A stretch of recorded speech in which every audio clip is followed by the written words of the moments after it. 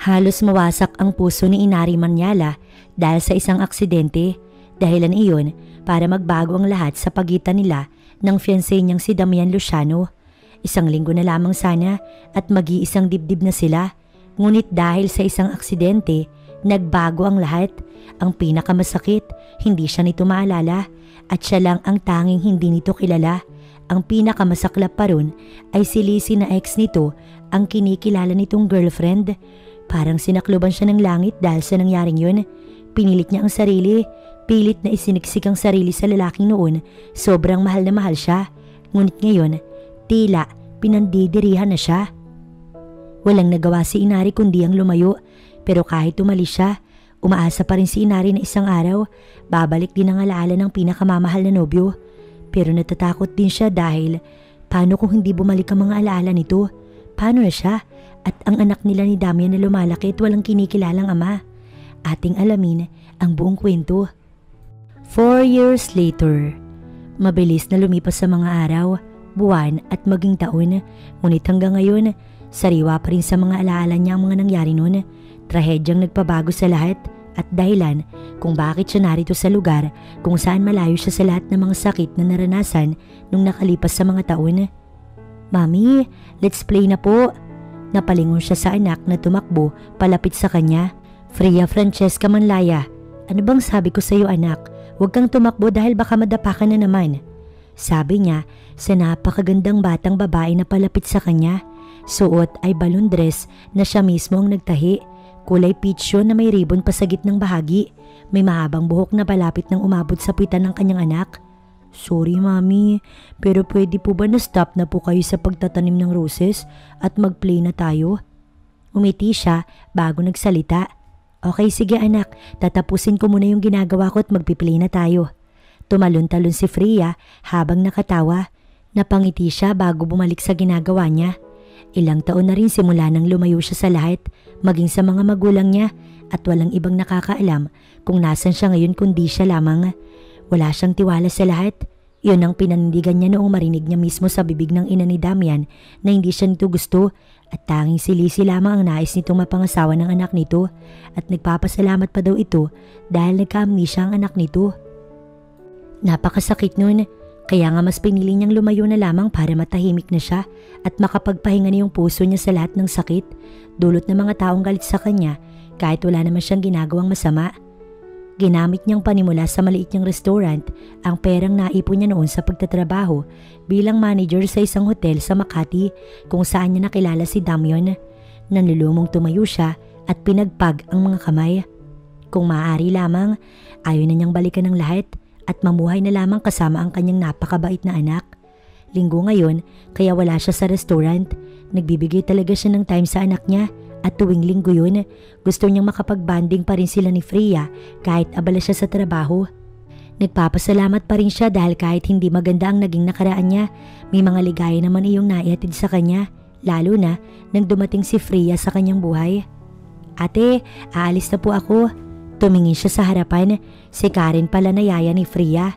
Tuwing linggo ang day off nito dahil dalaga rin kasi ito at kailangan din naman itong mamasyal at gawin ang gusto. Sige, ingat ka Karen, heto yung sweldo mo. Pagkaabot niya, sobrang ngiti ang babae. Thank you po ate. Halata ang kasiyahan sa mukha nito. Pagtalikod ni Karen, pumasok niya siya sa bahay. Bungalo lamang iyon, sakto lang sa kanila ng anak niya. Simple lang pero maganda sa kabuuan.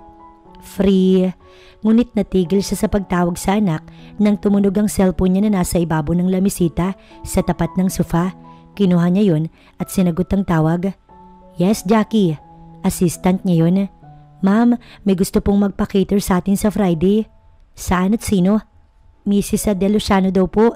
Natigilan siya at nagulat na rin dahil ang tinutukoy ni Jackie ay ang ina ni Damian. Paano naman nakarating sa Davao ang taong yun?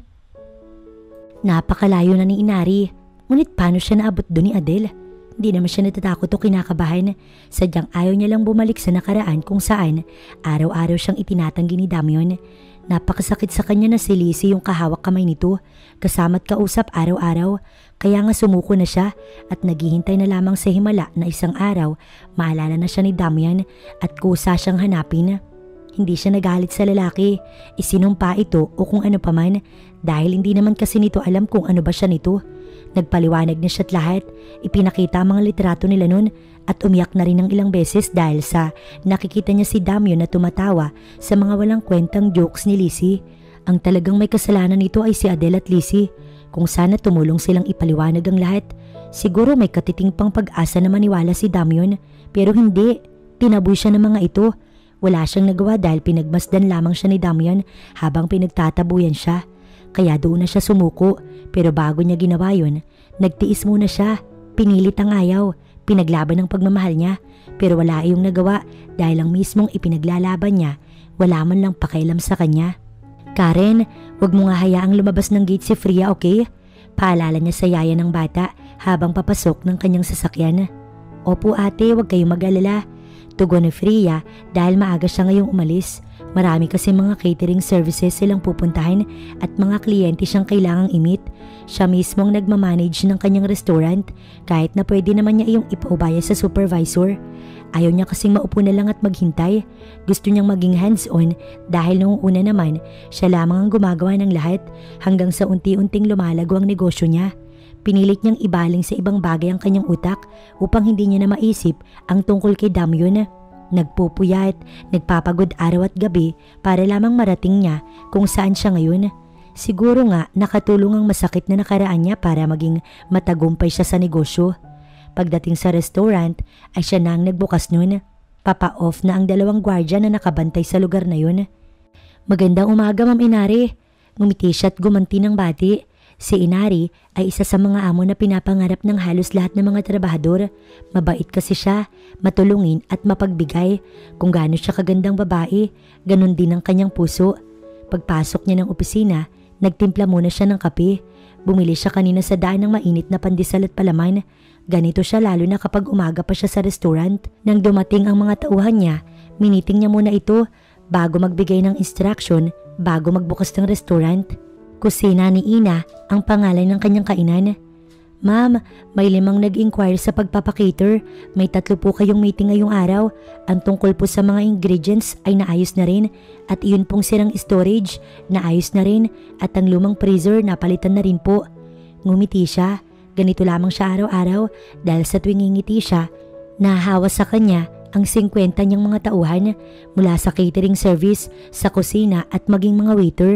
2 palapag kasi ang kanyang restaurant at lutong bahay sa ibaba at mga domestic food naman sa ibabaw. Kaya sila binabalikan dahil hindi lang Pinoy na putay ang kanilang isinuserve kundi mga pagkain din mula sa ibang bansa. Siya mismo nag-isip nun at nag-aral din siya kung paano matuto sa mga gawaing to. Siguro nga kung nakikita siya ng mga magulang, proud na proud siguro sila sa kanya.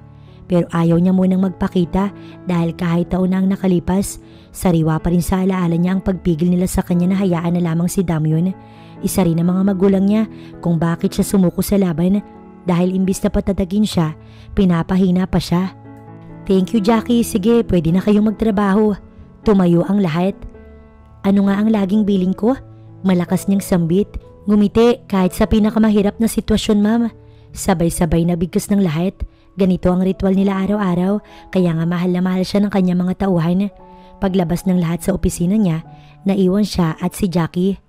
Jack, yung tungkol kay Mrs. Luciano. Ano po yung gusto niyong malaman?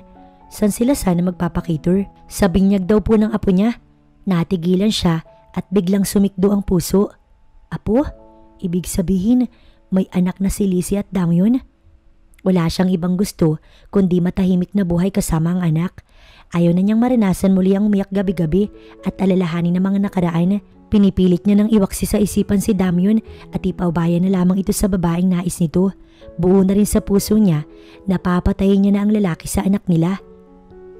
Kesa naman sabihin niya ang totoo, matalinong bata si Freya kaya alam niyang hindi ito titigil sa pagtatanong oras na sinabi niya ang totoo. Mananatili siyang single mother kahit na pamaraming lalaki ang naliligaw sa kanya. Tila natakot na siya na muling umibig dahil si Damian ang naging unang nobyo niya at pinanindigan na rin niyang ito na ang magiging huli niyang pag-ibig. Aanhin niya ang lalaki kung may anak na siya at maayos naman ang buhay nila. Alam niyang kayang-kaya niyang buhayin si Freya ng marangya.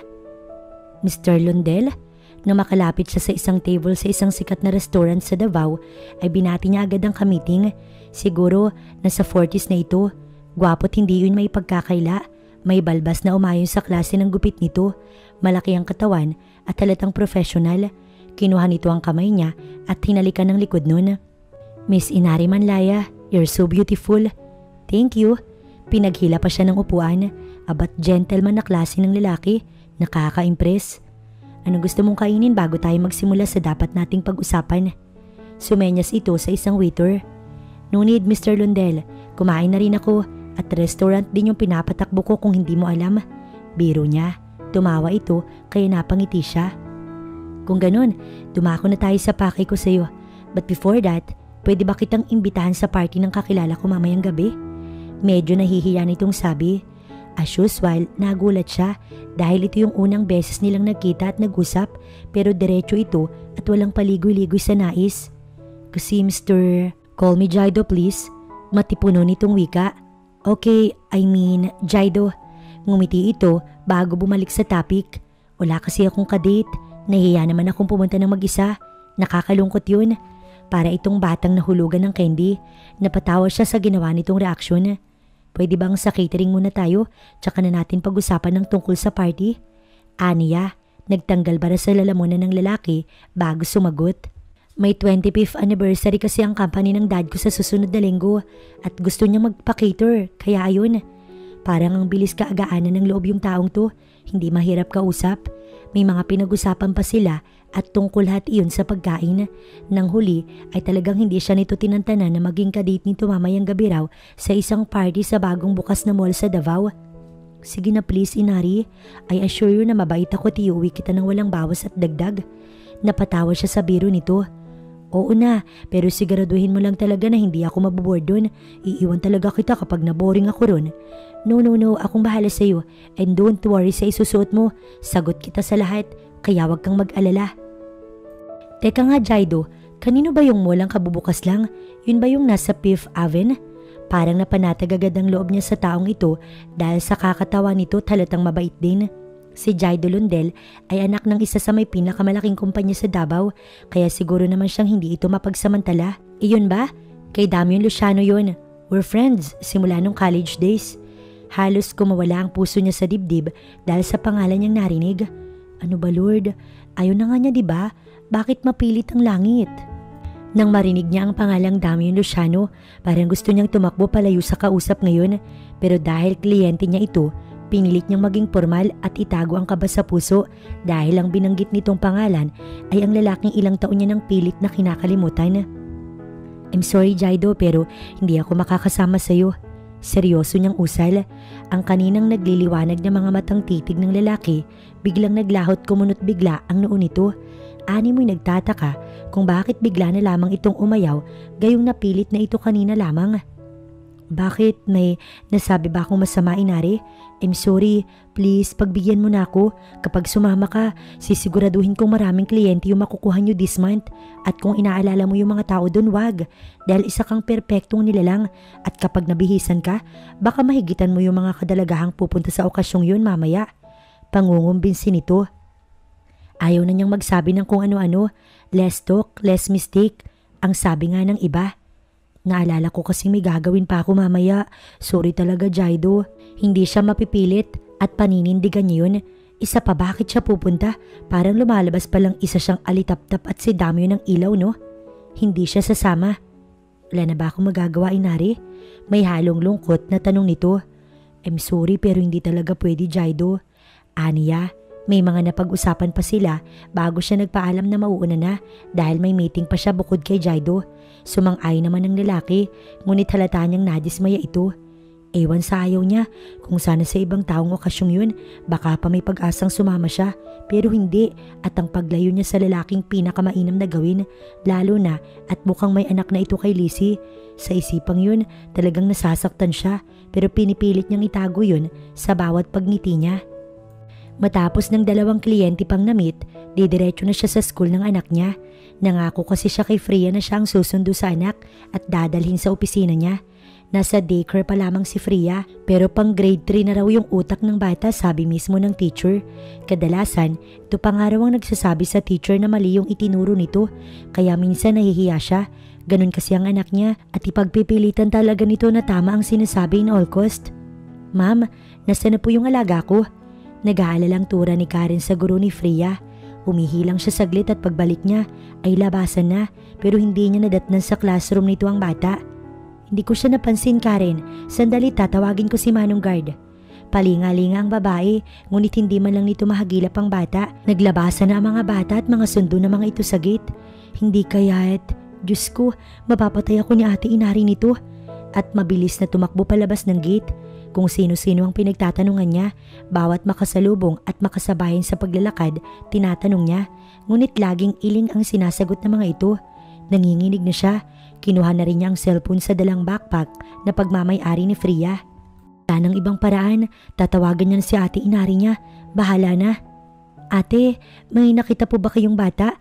Ganito siya katangkad, nakasuot siya ng ribbon na pink at naka-uniform ng overall red. Oo miss, magandang bata na mahaba yung buhok. Nandun sa may playground, may kausap na lalaki. Akala ko nga'y tatay niya kasi magkamukha sila. Ani ng ali bago tumalikod.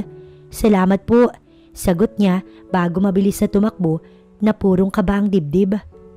Nagmamadali si Damyo nang makarating agad sa pupuntahan pero bigla siyang napapreno nang may batang tumawid sa kabilang bahagi ng kalsada. Tumatakbo ito patungo sa playground sa unahan. Agad siyang kinabahan kahit hindi naman niya nahagip ang bata at imbis dumiretso, bumaba siya at hinabol ang napakagandang 4 or 5 years old na batang babae. Baby girl, wait! Tawag niya rito, hindi man lang kasi ito natinag sa pagtakbo kahit muntik na itong mahagip.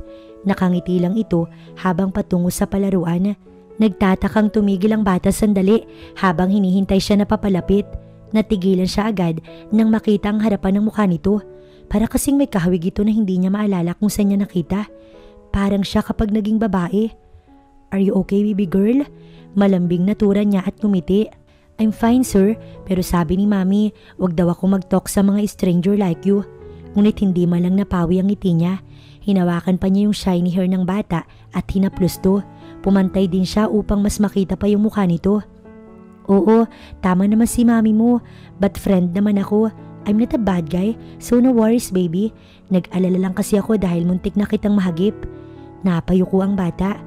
Sorry po, I want to play her kasi pero ayaw naman ni Yaya Karin ko. Kaya nag-run ako papunta dito nang mag-out ng school namin. Napaka-cute nito na parang gusto niyang pisilin ng pisngi. May dimple din ng bata kagaya niya. Pero sana wag mo nang gagawin ulit yun, okay? Kasi baka mapahamak ka. What's your name, baby? Ako po si Freya Francesca Man. Freya! Natigil sila sa pag-uusap nang may babaeng tumatakbo palapit sa kinaroroonan nila. Tumayo siya at humarap sa dako ng bata. Tumakbo naman agad ito palapit sa yaya nito kung hindi siya nagkakamali. Baby naman, bakit ka naman umalis? Umihi lang ako tapos nawala ka na. Paano kung...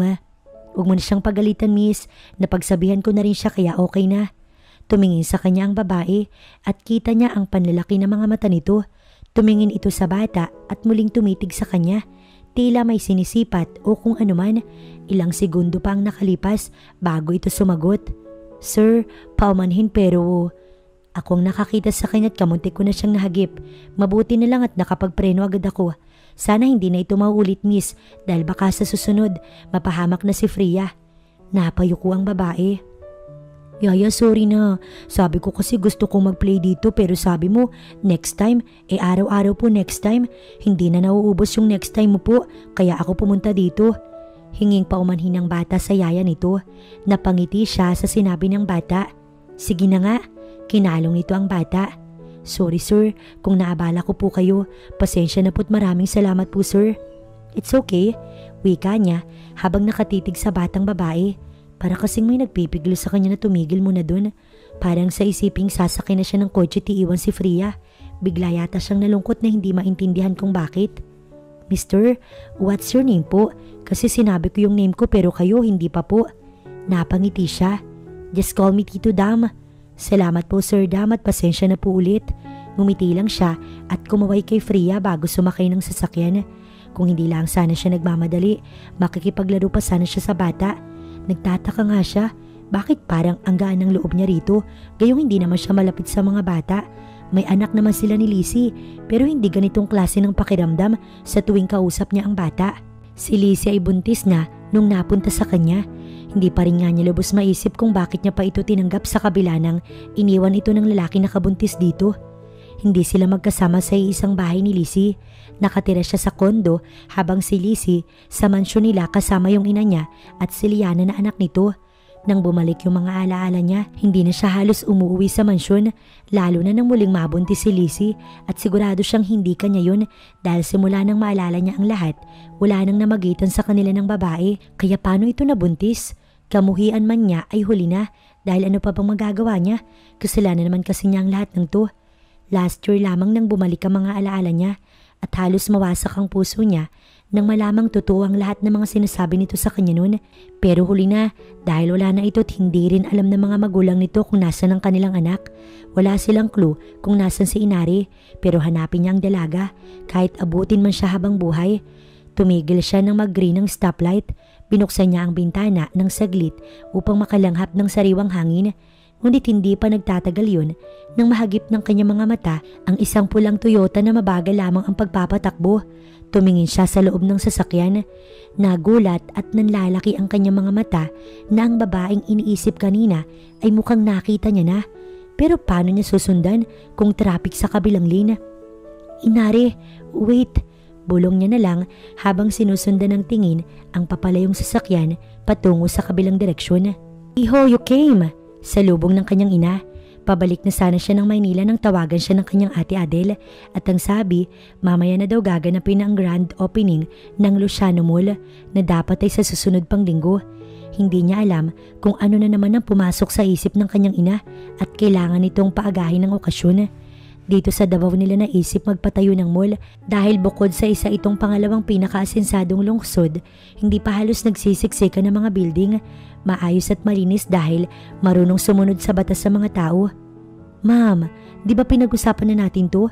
Babalik pa ako ng Manila this weekend tapos bigla-bigla na lamang ninyong binagong schedule. What the heck?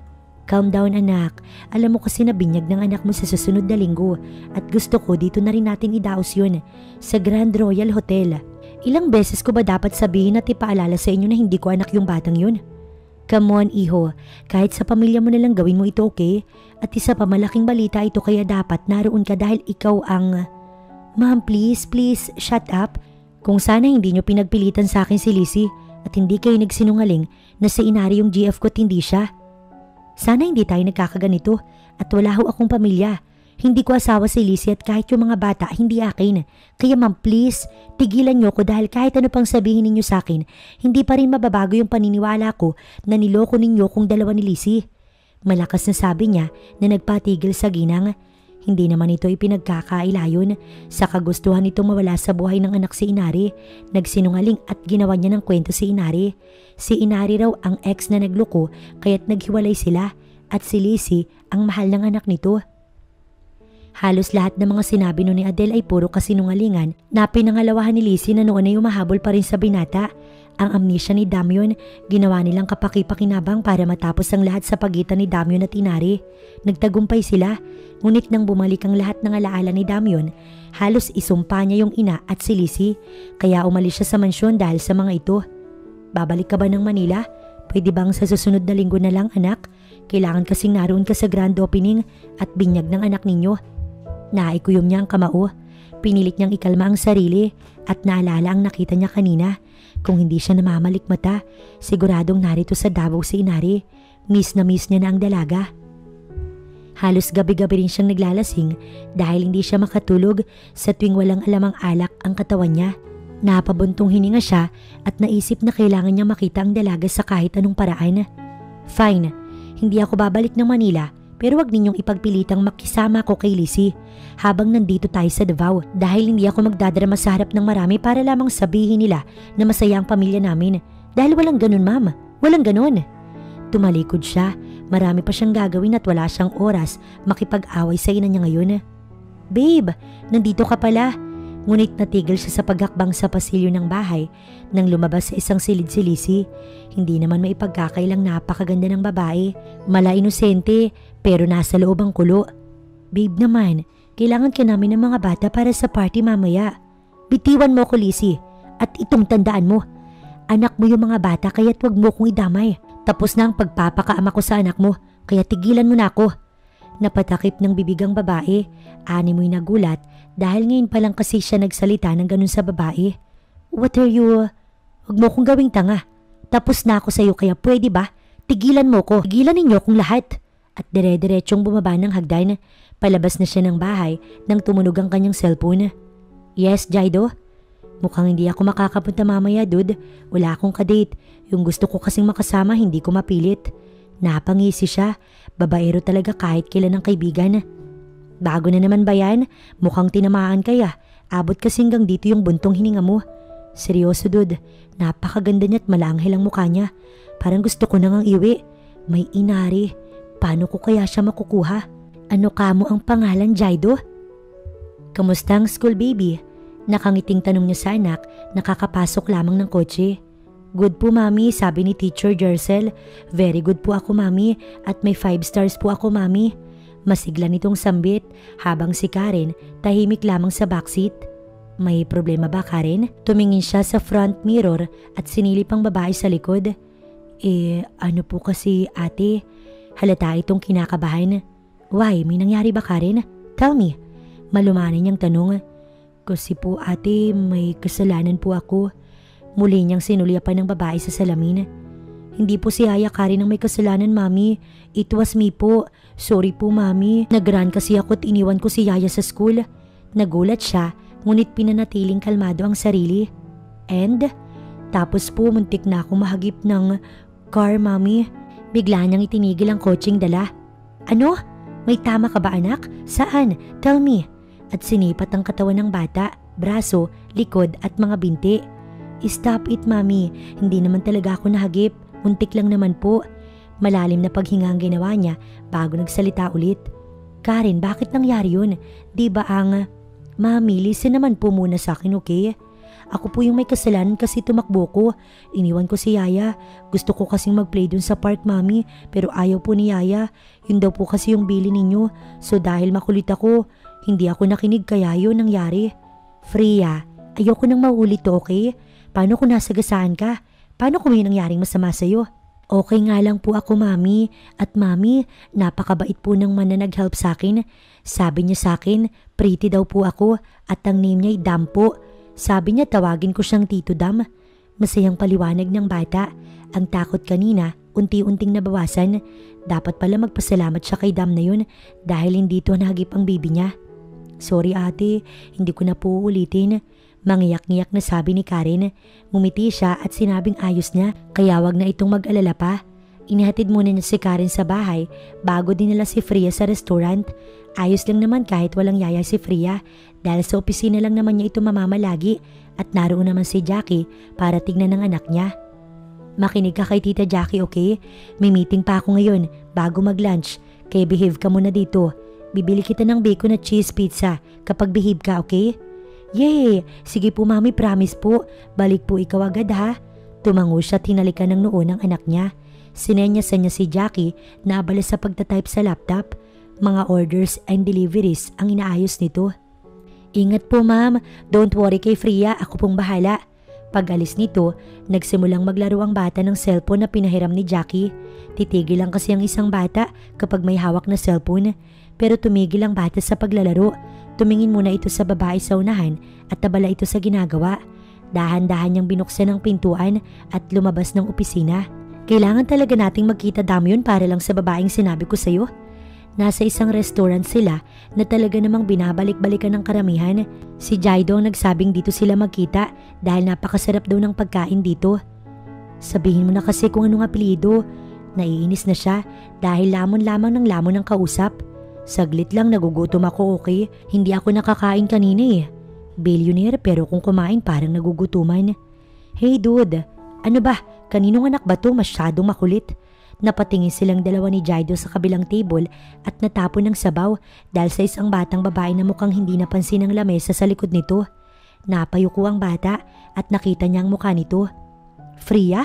Agad siyang tumayo dahil patuloy na pinagagalitan ng babae yung bata at talagang nag-igting ang bagang niya dahil doon. Bakit ba pinababayaan ka ng mga... Miss, baka naman pwedeng itigil mo yung bunganga mo. Umiiyak na ang bata at nakita mo namang hindi yung sinasadya ng bata. Bata lang siya, pero kung umasta ka, parang nakapatay na yung tao. Tito Dam? Umiyak na si Freya at halatang naghahanap ng kakampi. Binuhat niya ito. Shh, tama na baby. Bulong niya rito. Ano, okay ka na miss? Sana lang talaga hindi ka magkaanak dahil kung nagkataon sigurado kung hindi ka magiging mabuting magulang. Wika niya rito bago tinaliguran ng babae na napahiya talaga. Shh, tama na, nandito na si Tito Dam. Alo niya habang hinihimas ang buhok nito. Napayakap sa kanya ang bata kaya napangiti siya.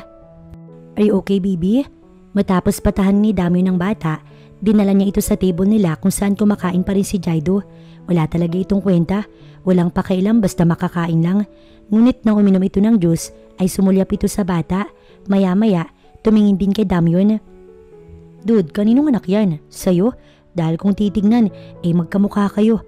Girl version mo parang ganun. Ngingising-ngising sabi nito. Natigilan si Damyon at tumingin din sa bata. Kahit minsan pala, marunong din pala itong magmasid. Pero hindi niya pinansin si Jaido dahil na kay Freya ang atensyon nito. Baby, may kasama ka ba? Nandito ba yung mga magulang mo? Malumanin itong tanong. Si Tita Jackie po, Tito Dam. May mami po kasi ay umalis po eh. Tumingin siya sa paligid at napansin niyang may mga waiter na papalapit. 4 lahat ng sabay-sabay na lumapit sa kanilang table ni Jaido. Freya, halika na. Baka nag-aalala na si Jackie sa'yo. Ngumiti ang lalaking waiter na sa banta niya. Nasa 22 o 24 ang edad. Sir, pasensya na pero anak po kasi siya ng boss namin. Dagdag ng isa pa. Waitress naman yun. Mukhang mga dalagat binata yung mga tauhan ng restaurant na yun. Tumingin si Freya sa kanya at yumakap. Sige po, Tito Dam. Thank you po sa'yo. Lumapit ito sa isang babaeng waitress at kumapit sa palad nito. Dapat hindi nyo hinahayaang mag-isa ang bata.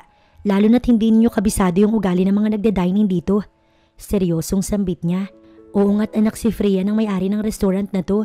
Pero sana sumagi rin sa isip ng mga magulang nito ng batang kagaya ni Freya. Hindi pwedeng mag-isa, lalo na sa ganitong lugar. Sorry sir, may meeting po kasi yung boss namin at ang nagbabantay kay Freya. Mukhang abal at hindi napansin ang paglabas ni Freya sa opisina. Paliwanag ng isa sa mga ito. Bye po Tito Dam. Kumaway pa si Freya sa kanya. Ang ganang loob niya sa bata kahit kanina lamang sila nagkakilala. Bye, ingat ka baby. Ngumiti siya at sinundan ng tingin ng bata. Nang makahuma, muli niyang binalingan ang waiter. Sabihin niyo sa mga magulang ng bata na maging maingat sila sa susunod. Tumango naman ang waiter at muling nagpasalamat. Pagtalikod ng mga ito, napansin niya ang pagtawa ni Jaido. Anong tinatawa-tawa mo? Nagkibit balikat ito bago nagsalita. Kasi hindi ko inaasahan na ang may-ari pala ng restaurant na to ay may anak na. Nababaliw na talaga ako at napahalakhak. Kumunot naman ang noo niya dahil hindi talaga niya magets ang kausap. Diretsuhin mo nga ako, hindi yung ikaw lang yung nakakaalam ng mga pinagsasasabi mo. Fine, di ba nga sabi ko sa iyo ang tungkol sa babaeng gusto ko, yung gusto ko makadate sana sa party mamaya. Tapos, eto kasi yung restaurant niya at ang batang yun ang anak ng may-ari nito. Ibig sabihin may asawa na siya. Ouch! Sabay hawak nito sa dibdib. So, si Inari ang may-ari ng restaurant na to? Sabihin mo, Jaido, anong apelido niya? Hindi lang kasi nag-iisa ang Inari sa mundo, kaya kailangan niyang malaman kung anong apelido ng babae para alam niya kung tama yung iniisip. Bumuntong hininga ang lalaki. Inari man. Ay na pala siya, sakto. Ikaw na ang magtanong sa kanya kung anong apelido niya. Nawala na tuloy ako bigla ng gana. Tumingin si Jaido sa pintuan ng restaurant, kaya tumingin din si Damyon doon. At para siyang naistatwa ng sandali nang makita ang babaeng 1 taon na rin niyang pinapangarap na makitang muli. At mas gumanda pa ito kaysa noon. Mas mahaba na ang buhok nito na kulay ash brown at sumeksi rin sa suot na jeans at fit na blouse. Inari? Siya nga. Bulong niya bago tumayo para lumapit sa dalaga. Nanlalamig siya habang nakatitig sa lalaking ilang taon din niyang pilit na kinalimutan. Nagtiis siyang wag na itong isipin. Pinilit niyang sa iba na lamang i-focus ang isipan para lamang makalimutan si Damyon.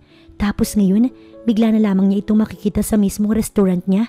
Anong klaseng tadhana ba yung meron siya? Dahil sa dinami-rami ng lugar sa bansa, dito pa sila nakita. Ano yun, lokohan?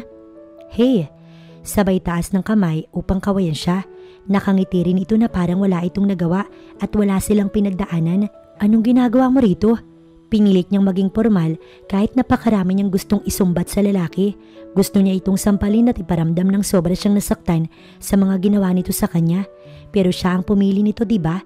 Pinalaya niya si Damyon at piniling umalis na lamang na walang sino mang nakakaalam para tumahimik na ang kanyang buhay at mabawasan ang sakit na dala ng lahat ng mga taong ayaw silang magkatuluyan ni Damyon. Kamusta ka na, Inari? Agad niya itong tinalikuran at hindi nagabala pang sagutin ang tanong nito. Ano to, biro? Matapos ng lahat ng taon ng pag-iwas niya ganito na lang? Ano bang klaseng tadhanang meron siya? Sandali, Inari. Nang makarating sa pasilyo patungo sa opisina niya, dali-daling hinablot ni Damyon ang braso niya. Bitiwan mo ko, Damyon. Mukha yatang natatandaan mo na ako. Good for you kung ganun. Siguro naman alam mo na ngayon kung sino sa amin ni Liz yung talagang GF mo nun. Nayo ko si Damyon, kaya napatawa siya ng pagak. Bitaw, kung iniisip mo na magiging okay dahil nakita mo ko, pues nagkakamali ka, Damyon. Umalis ka na. Di ba may asawa at anak ka na? Kaya ano pang ginagawa mo rito? Nagigilty ka? Please wag, dahil sayang yung mga pagtataboy at pag-iwas mo sa akin nun kung babawiin mo rin naman pala lahat ng yun. Humakbang siya ng 2 beses nang hindi siya sinagot ni Damyon pero tumigil din nang marinig niya ang boses nitong muli.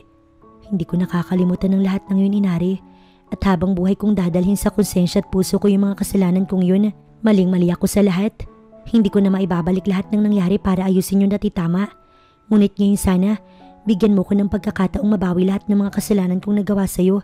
Kahit sa anong paraan o kung ano man ang gusto mo, mapatawad mo lamang ako, Inari. Rinig niya ang paggaralgal ng tinig nito, ngunit hindi siya ganoon karupok para madaling maawa. Bakit? Ni minsan ba sa buhay niya naniwala si Damyon sa kanya? Ni minsan ba pinahid nito yung luha niya dahil nasasaktan siya sa pagtanggi nito sa kanya? Ni minsan ba pinagtanggol siya nito sa mami nito nang sabihin mismo ng ina ni Damyon na may lalaki siya kaya naghiwalay sila? Napakasakit para tangan. Nagawa nila yun sa kanya para tuluyan siyang kamuhian ni Damyon. Hindi siya lumayo para muling makipagbalikan kay Damyon. Ayos na siya sa ganitong buhay na walang ibang lalaki at sila lamang ni Freya ang magkasama. Kontento na siya sa ganun. Pero bakit ngayon? Huwag kang mag-alala, Damyon. Pwede ba? Umalis ka na. Marami pa akong trabaho. Kinakabahan siya. Ngayon lamang niya kasi naisip na si Freya ay nasa opisina niya pala ngayon. Sabihin mo sa akin, may asawa ka na ba? Nagulat siya sa tanong nito. Kita rin sa mga mata nito ang takot. At bakit ko naman sasagutin ng walang kwenta mong tanong? Pwede ba tigilan mo ko at umalis ka na? Sagutin mo yung tanong ko, Inari. Sino si Freya? Ano mo siya? Bubuksan na sana niya ang pinto ng kanyang opisina nang matigilan siya dahil sa tanong ni Damyon. Ang kaba sa puso niya ay mas lumalim. Paano nalaman ni Damyon ng tungkol kay Freya? Paano nito nalaman ng tungkol sa anak niya? Anak siya ng... Pero biglang bumukas ang pintuan at niluwanon si Freya. Nagulat pa ang bata, ngunit agad ring nakahuma at yumakap sa kanya. Mami! Patay na. Malalaman na ni Damyon. Tito Dam, why are you here po? Nagkatingin na sila ni Damyon. Tito Dam? Ibig sabihin, si Dam na tinutukoy ng anak niya na muntik nang nakahagip kay Freya kanina ay si Damyon. Hello baby. Gumiti ito sa anak niya, kaya't agad niyang kinausap si Freya at pinabalik sa loob ng opisina. Sumunod naman ang bata. Pagsara ng pinto, napawi ang ngiti niya at humarap sa binata. Umalis ka na. Maotoridad niyang sabi.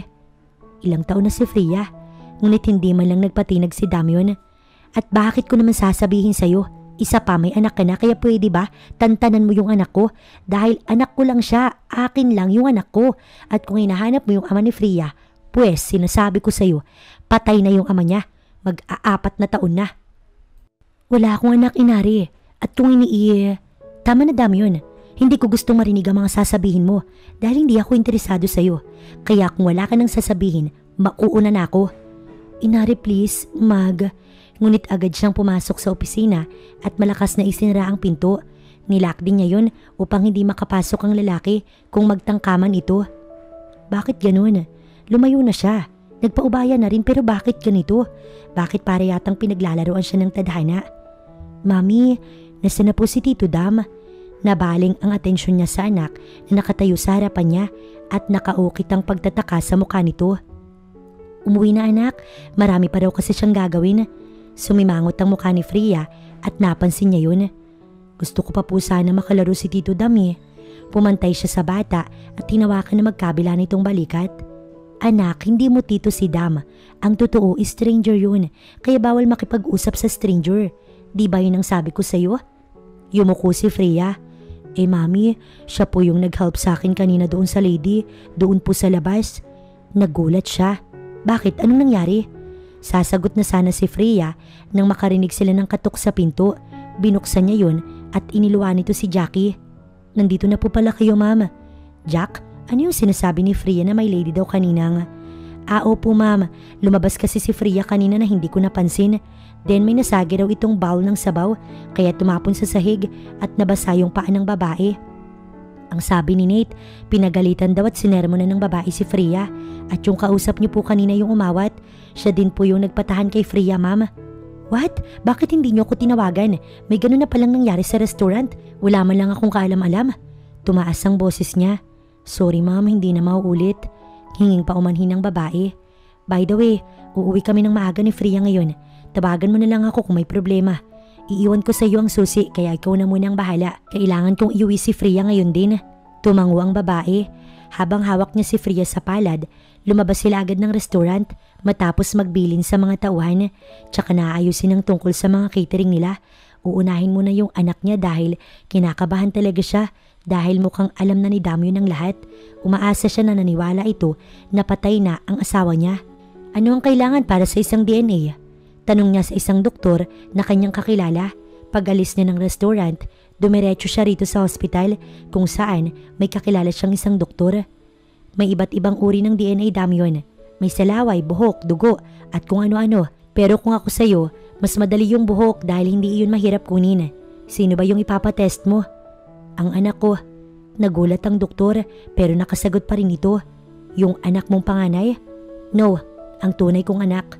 Hindi siya mapapaniwala ni Inari na patay na yung ama ni Freya dahil malakas talaga ang kutob niya na si Freya ay anak niya at kapag napatunayan niya yun, sinisiguro niyang gagawin niya ang lahat, bumalik lamang sa kanya si Inari. Ma'am, ano bang dapat nating gawin? Tulungan mo po ko dahil nanlalamig na sa akin si Damyon. Ani Lizzie habang nasa lanay sila ng umagang yun. Kahapon ginanap ang grand opening at isang engranding party ang ginanap kinagabihan, ngunit hindi man lang nagpakita si Damyon na siyang dapat ang naroon dahil ito ang may-ari ng mall. Hanggang ngayon, hindi man lang ito umuwi. Hindi siya nanlalamig, Lizzie. Talagang hindi kanya na mahal at siguro nga minahal ka lang niya noon dahil nagka-amnesia siya. Pero ngayon wag ka nang umasa dahil mas matigas pa sa bato yung puso niya dahil sa ginawa mo. Asik ng babae habang humihigop ng tea. Ma'am, babae lang ako't naghahanap lang din ng init ng katawan na hindi maibigay ng anak mo. Pero si Liam ay anak niya ho. Apo ninyo. Wala ba kayong pakialam? Napabuntong hininga ang matanda. Ikaw nang mag-isip, Lizzie, dahil napapagod na ako sa anak ko. Hindi ko nahawak yung isip niya. Oo noon, pero ngayong bumalik na yung alaala niya, ramdam kong kinamumuhian na ako ni Damyon. Tumayo si Adele at iniwan si Lizzie sa lanay. Sinundan pa niya ng tingin ng matanda. Wala ka talagang kwentang matanda ka. Ikaw ang dahilan kung bakit narito ako sa sitwasyong to. Tapos sasabihin mong wala ka nang magagawa. Pwes, kung ayaw mo kong tulungan, ako na lamang ang gagawa ng paraan kung paano mababalik ang pagmamahal ni Damyon sa akin. Hindi pwedeng mabaliwala yung paghihirap ko. Narito na ako at hindi na pwedeng umatras. Tumunog ang cellphone niya at kaya't maagap niya yung tinignan. Nang makita ang tumatawag, tumayo siya at lumapit sa garden. Bakit, Jaido? Iritang tanong niya. Alam mo bang nakita na ni Damyon si Inari, Lizzie? Pasensya ka na ha, pero namali din ako kahapon. Hindi mo kasi agad sinabi sa akin na si Inari ang nobya ni Damyon nun. At ang Inari na nakilala ko kahapon ay iisa lang. Tinatanong kita kahapon na tumihingi ako ng picture ng babae, pero hindi ka man lang nagre-reply kaya kasalanan mo yan. Kahit kailan ka talaga, Jaido. Saan niya nakita? Sabihin mo. Sa dinami-dami ng lugar, nasa Davao rin pala yung babaeng yun. Nagpupuyo siya sa galit dahil sa narinig. Si Jaido ang kaibigan niya. Friends with benefits for short. Kailangan niya si Jaido at kailangan niya ito. Give and take lang ang relasyon nila at walang kahit anong pag-ibig na kasama. Alam ni Jaido ang lahat tungkol sa kalagayan ni Damyon ngayon at tungkol sa amnesia at kung paano nilaro ni Lizzie ang tungkol doon. Di ba Lizzie, tigilan mo na yung pagtugis kay Inari dahil mukhang wala naman siyang ginagawa. Kabaliktaran sa mga kwento mo. So sinungaling ako. Sinasabi ko sa iyo Jaido, malanding babae yan at mga ago ng boyfriend. Halos pikutin nga niya si Damyon, sumama lang yung boyfriend ko sa kanya. At alam ko may binabalak yung babaeng yan. Sabihin mo ngayon kung ano yung pangalan ng restaurant niya. Lizzie, mukhang may binabalak ka yata. Huwag mo nang ituloy dahil kapag nagkagulo, ikaw ang masisisi. Huwag ka na mga ilam at itiko mo yung bibig mo. Sabihin mo sa akin yung restaurant at huwag na maraming tanong Jaido. Hiyaw niya dahil sa inis rito. Kahit kailan talaga ang lalaking yun, masyadong maawain. Bakit pa kasi si Jaido ang naging kaibigan niya? Ma'am, narito na po si Liana. Ngayon niyo dadalhin sa daycare center ang anak niya. Ayaw sana niya ngunit masyadong mapilit ang ina ni Damyon. Ipina-enroll kasi nito ang bata last Friday para daw maging busy ang bata, hindi yung nasa loob lamang ng bahay. 3 linggo lang naman sila dito kaya naiinis siya kung bakit kailangan pang gawin ito. Pwede naman silang kumuha ng private teacher na magtuturo sa anak niya. Mommy, I'm ready, sabi ng bata kaya't lumapit siya at hinawakan sa kamay ang bata. Ang ganda naman ng baby ni Mommy. Of course, Mommy, beautiful din po kayo eh. Pagsakay ng kotse, nagtanong si Liana. Nasaan po si Daddy? Gusto ko po si Daddy yung maghahatid sa akin sa school. Ako na lang anak, bukas na lang si Daddy okay? Busy kasi yun kaya hindi kanya maihahatid sa school. Sumimangot ang bata at natahimik na lamang. Karen, wag mo nga hayaang mawala sa paningin mo si Freya. Did you understand? Seryosong bilin niya sa yaya ni Freya habang nasa tapat ng gate ng private school na yun. Opo ate, opo. May dala pang tango ang bawat salita nito. Matapos nang ibigay ang bag at iba pang gamit ng bata sa yaya nito, humalik pa siya sa noo ng bata. Anak, makinig ka lagi kay Yaya Karen, okay? At huwag kang makikipag-usap kahit kanino dahil bad yun. Yes, Mami. Ngumiti siya rito. Makinig ka sa teacher, okay? Tumangutang mo ang bata bago pumasok sa loob ng ground ng school na yun. Marami na ring mga papasok ron. May hinahatid ng mga magulang at ang iba, yaya lang din ang kasama. Nang makitang nakapasok ng anak niya sa room nito, pinaandar niya na ang makina ng kanyang sasakyan. Ngunit kamuntik na siyang mabangga sa isang kotseng parating nang dumaan ito sa mismong linya. Lalabas pa sana siya para pagalitan, ngunit nang tignan niya ang relo niya, medyo late na siya. May oras ka rin. Sa loob-loob ni Inari bago pinaharurot ang sasakyan. Hindi niya tuloy nakita ang pagtigil ng sasakyang umagaw sa linya. Niluwano si Lizzie ang anak nito.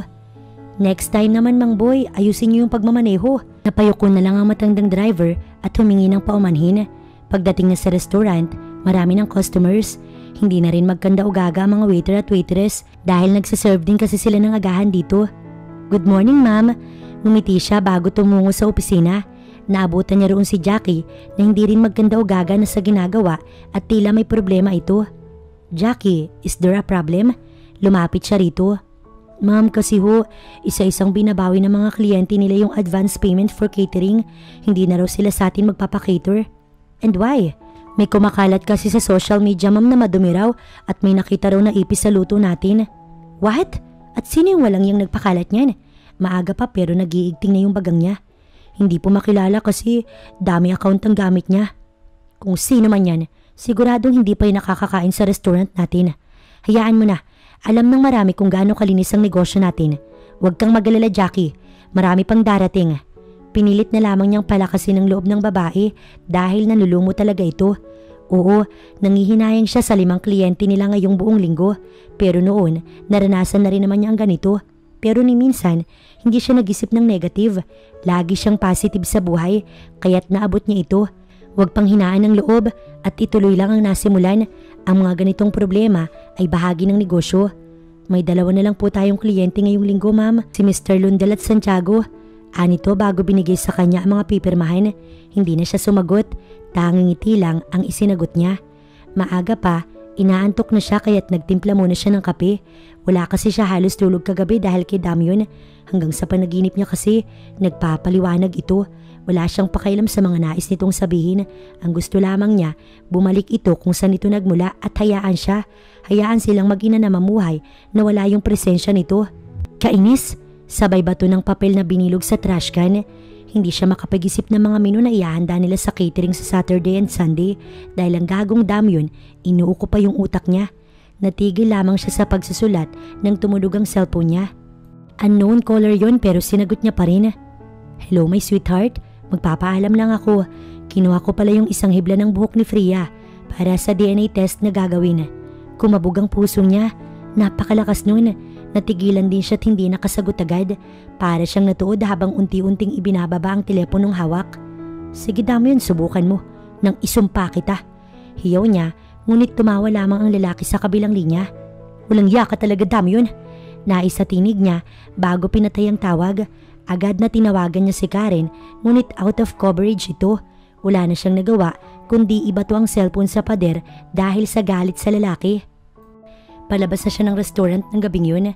Ginabi na siya dahil marami siyang inayos na mga papel para sa isa pa nilang branch na itatayo sa Makati sa Maynila. Nagdadalawang isip nga siya kung itutuloy ba yun o hindi na. Sa dami ba naman ang problema niya? Isa pa, araw-araw din siyang pagod sa trabaho. Hindi siya sigurado kung kaya niya pa ng isang restaurant na walang ibang katulong sa pagmamanage. Wait, nasaan ang kotse ko? Bulong niya nang hindi makita ang sasakyan sa pinagpaparkingan niya. Kinakabahan siyang nagtanong kay Manong Arman na guard nila. Yun po, hinatak ng LTO ma'am. What? Halos lumuwa ang mata niya sa gulat. Yun po ang sabi.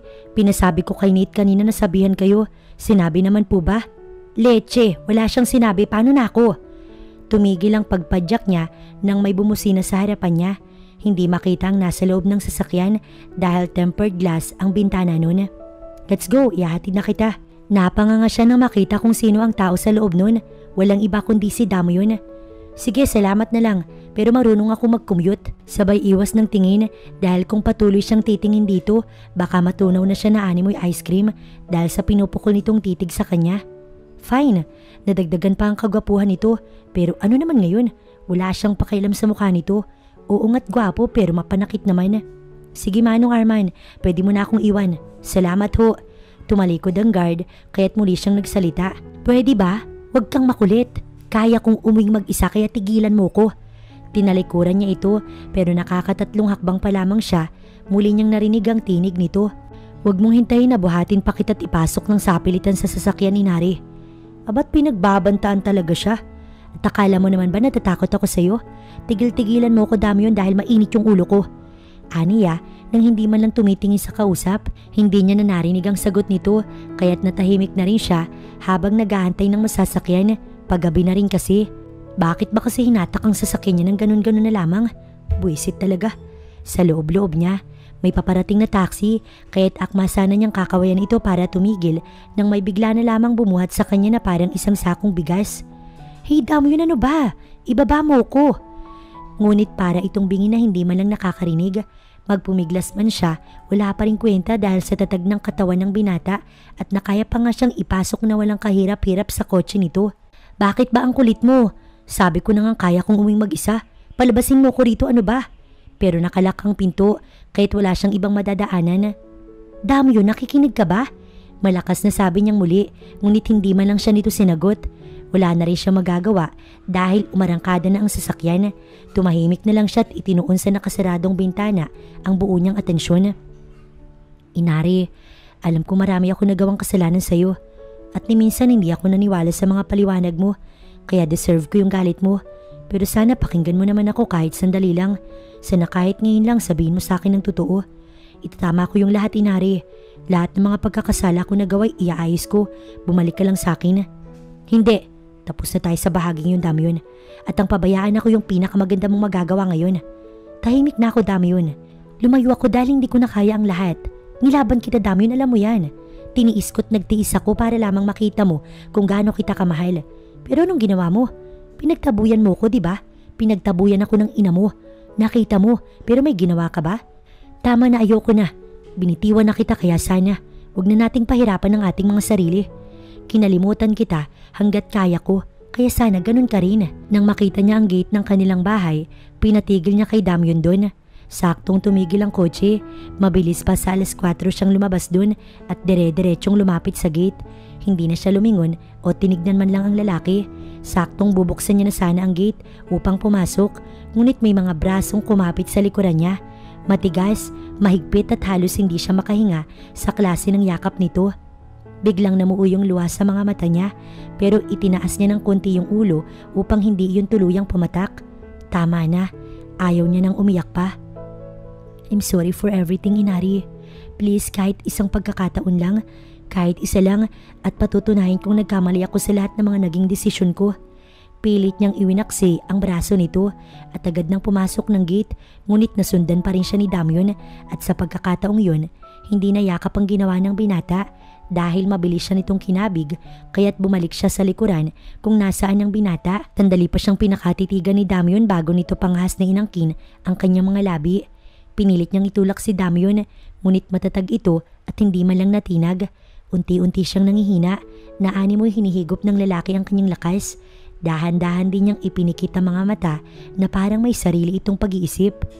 Mami, Tito Dam, bakit po kayo nagkikis?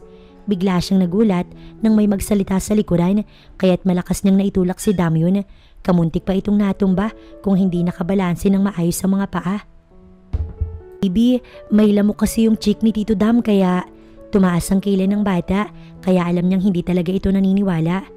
Di ba po mami yung nagkikis lang ay yung mag-husband and wife at yung magjojowa like my classmate said. Tila nabilaukan siya sa sinabi ni Freya. Tinignan niya si Damion ngunit nakangisi lamang ito kaya't naikuyom niya ang kamao niya. Ang sarap bangasan ng gago sa loob-loob niya. Anak, ano kasi? Hindi kasi ganun yun. Pumasok ka na lang muna sa loob tapos susunod rin agad si mami. Okay ba yun? Pero mami, gusto ko po sana makalaro si Tito Dam. Freya Francesca. Ngunit nang tawagin niya ang buong pangalan ng bata, agad itong yumuko at tumakbo papasok ng bahay. Hindi siya papayag na mapalapit ang anak niya sa lalaking to dahil ayaw niyang masaktan si Freya sa huli. Mas mabuting siya lang ang masaktan, wag lamang ang anak niya. Good night, baby. Wika pa ni Damion sa bata habang papasok ito ng kabahayan. Kumaway naman si Freya bago tuluyang pumanhik sa loob. Sige na, umalis ka na Damion at bumalik ka dun sa pamilya mo. Hindi yung dito ka nangungulit. Ilang beses ko bang sasabihin sa'yo, Inari, wala akong asawa. Pilitin man niyang maniwala ay mahirap gawin dahil unang-una alam niyang sila pa rin ni Lizzie dahil kadalasan nakikita niya ang mga ito sa TV na magkasama. Kitang-kita niya nga ang saya ng lalaki tuwing kasama niya si Lizzie na yun tapos sasabihin itong walang asawa. Sige, wala nga pero may anak na sila kaya hindi talaga siya komportable na narito ang taong to. May asawa o wala akong pakialam. Huwag mo na akong guluhin Damion at maging masaya ka na lang sa pamilya mo dahil kung ako yung tatanungin, masaya na ako kung anong meron ako ngayon. Tatalikod na sana siya nang sumagot si Damian. Aalis ako kung sasabihin mo yung totoo sa akin, Inari. Anong totoo yung sinasabi mo? Kunot noong tanong niya. Anak ko ba si Freya? Natigilan siya at talatang nabigla sa tanong ni Damion. Hindi niya kasi yun napaghandaan. Ilang segundo siyang natahimik at pilit hinahalukay sa utak kung paano at ano yung isasagot niya sa binata. Hindi mo anak si Freya. Sa huli ay sagot niya. Liar. Ngunit napatitig siya sa binata nang magsalita ito. Hindi nagsisinungaling ang DNA test result, Inari. Seryosong sabi nito. How dare you? Talagang tinutuo mo yung sinasabi mo sa tawag kanina? Nag-igting ang bagang niya. May dalawa kang pagpipilian, sweetie. Ang ipakilala mo ko bilang ama ni Freya o didiretso tayo sa korte. Sigurado naman akong ayaw mong mangyari yun, hindi ba? Nanginginig ang katawan niya. Siguro dahil sa mga revelasyon ni Damion, hindi niya ito naisip ni ang sumagi sa utak niyang ganitong sitwasyon para siyang nangihina at niyang magsalita tila wala siyang lakas. Ang mga mata niya nalalabo na rin dahil sa mga luhang nagbabadyang kumawala. Hindi ito maaari. Ayaw niyang maranasan ng kanyang anak ang ganitong sitwasyon o ang pag-agawan nilang dalawa ang bata dahil malaki ang magiging epekto nun sa kanyang anak kapag nagkataon. Anong gagawin niya? Bukas ng gabi sa ganito ring oras, kaya't may 24 oras ka pa para magdesisyon. Hindi ko hahayaang hindi ako makilala ng aking anak, Inari. Kaya't sa ayaw o sa gusto mo, kailangan mong magdesisyon. Natulala siya sa kawalan at hindi na nakasagot pa. Ngunit tila na alimpungatan siya nang hawakan ni Damion ng panga niya at binigyan siya nito ng masuyong halik sa labi. Hindi niya agad naramdaman ng paglapit nito kaya hindi siya nakaiwas sa halik ng lalaki. Good night, sweetheart. Bulong nito na halos nagpatayo sa lahat ng balahibo niya sa katawan. Damyo, singhal niya bago humakbang papasok ng bahay. Narinig niya pa ang pagtawa ng binata na mas lalong nagpainit ng ulo niya. Anong oras na pero hindi pa rin siya dinadalaw ng antok. Sinulyapan niya ang alarm clock sa bedside table at pasado 2:00 na pala ng madaling araw. Madaling araw na pero hindi man lang siya inaantok. Tumayo siya sa kama at sinuot ang roba bago lumabas ng silid. Tahimik na yung buong kabahayan. Sinilip niya ang kanyang anak sa kabilang silid at himbing na itong natutulog. Buti pa yung anak niya walang iniisip kundi ang sarili. Pero paano kaya kung dinala sa korte ni Damo yun ang problema nila? Paano kaya yun makakain ng kanyang anak? 4 na taon lang si Freya at ayaw niyang magulo yung pagiging bata nito. Wala siyang ibang hangad kundi ang mapabuti yung kinabukasan ng bata. Ayaw niyang mahirapan ito at kung pwede lang na hindi ito madamay sa gulo nila ni Damian, gagawin niya talaga. Pero paano? Gayong nasa pagitan nila ang bata, talagang madadamay ito kung magmamatigas siya. Pero paano naman siya? Paano ang puso niya? Ang nakaraang hindi niya pa rin nakakalimutan. Paano na ang lahat? Mababaliwala lamang ba yung pagpaparaya niya at pagtatago ng ilang taon? Ganun-ganun na lang ba yun? Inayos niya muna ang kumot ni Freya bago lumabas ng silid nito. Napabuntong hininga rin bago inilapat ang pintuan ng silid. Bumaba siya ng komedor para magtimpla ng gatas. Siguro sa paraang yun, baka antukin siya. Habang nasa lamesa at iniinom ang gatas, napatingin siya sa bintana ng kusina. Para kasing may dumaan sa labas, nakabukas pa kasi ang salaming bintana. Kinabahan siya at dali-daling isinara yun at kinawit ang parehabang panglak. Hindi niya alam kung anong katangahan ang pumasok sa isip niya at lumabas pa siya sa 10 oras ng gabi upang siguraduhin guni-guni lamang niya ang aninong nakita. Mukhang wala namang tao kaya akma sanang isasara niya na ang pintuan nang may kung sinong nakabonit ang bigla na lamang sumulpot sa harapan niya. Maagap na hinawakan ng leeg niya mula sa likod kasabay ng pagtutok ng patalim sa kanyang giliran. "Sino ka? Manahimik ka lang. Huwag kang mag-iingay dahil kung hindi, itatara ko sa tagiliran mo yung patalim na hawak ko." Bulong nito sa kanya. "Maawa ka, wag po. Kunin mo na yung lahat ng gusto mo basta wag mo lang akong papatayin. Maawa ka." Ang mga luha niya sabay-sabay na pumatak.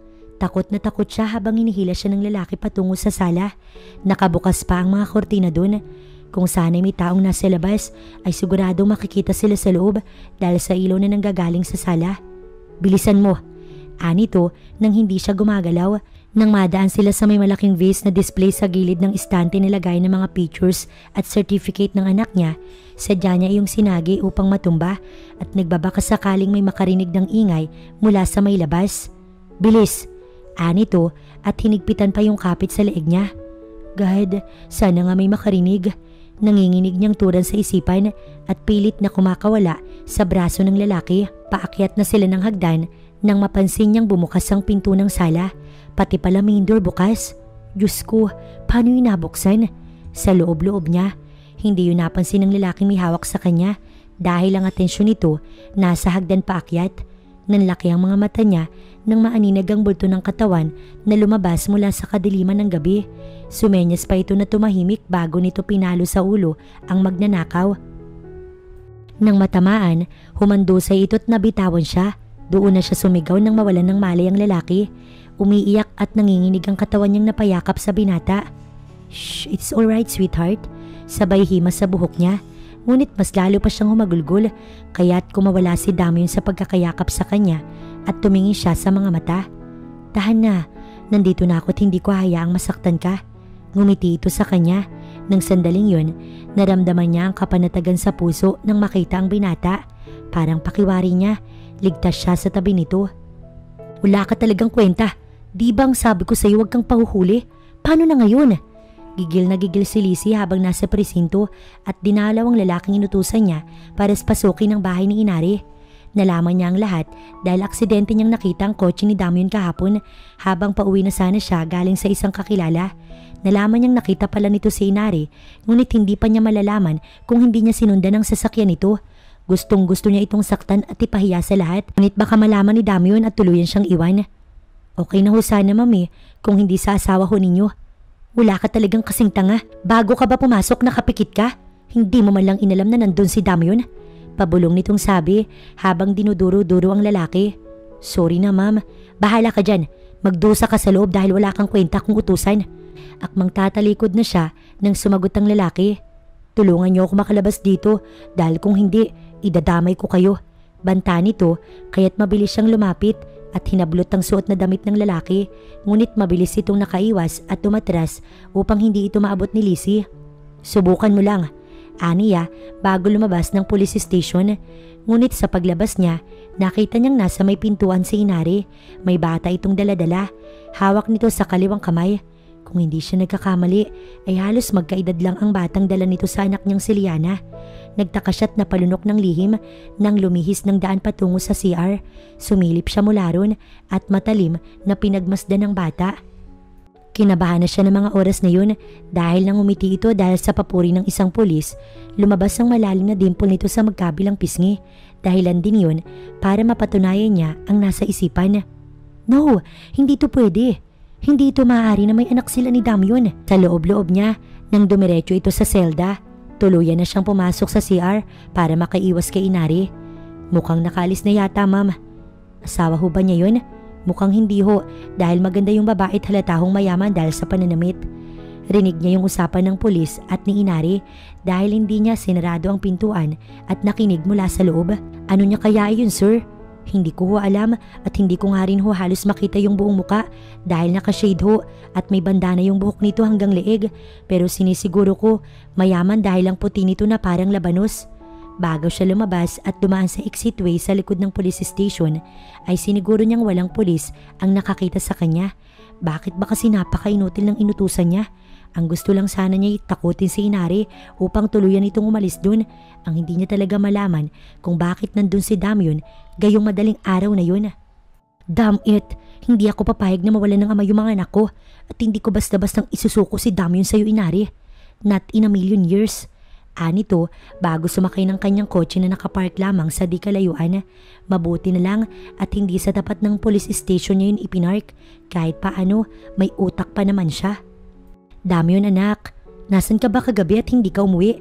Akala ko'y bumalik ka na ng Manila kaya hindi ka man lang nakauwi dito ng buong araw. I'm busy, ma'am. Nagpabook ako sa hotel.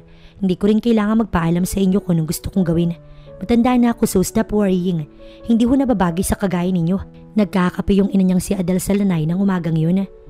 Anak naman, huwag ka naman ganyan sa akin dahil kahit saan tignan at kahit balibalik ta rin man ng mundo, ako pa rin yung ina mo.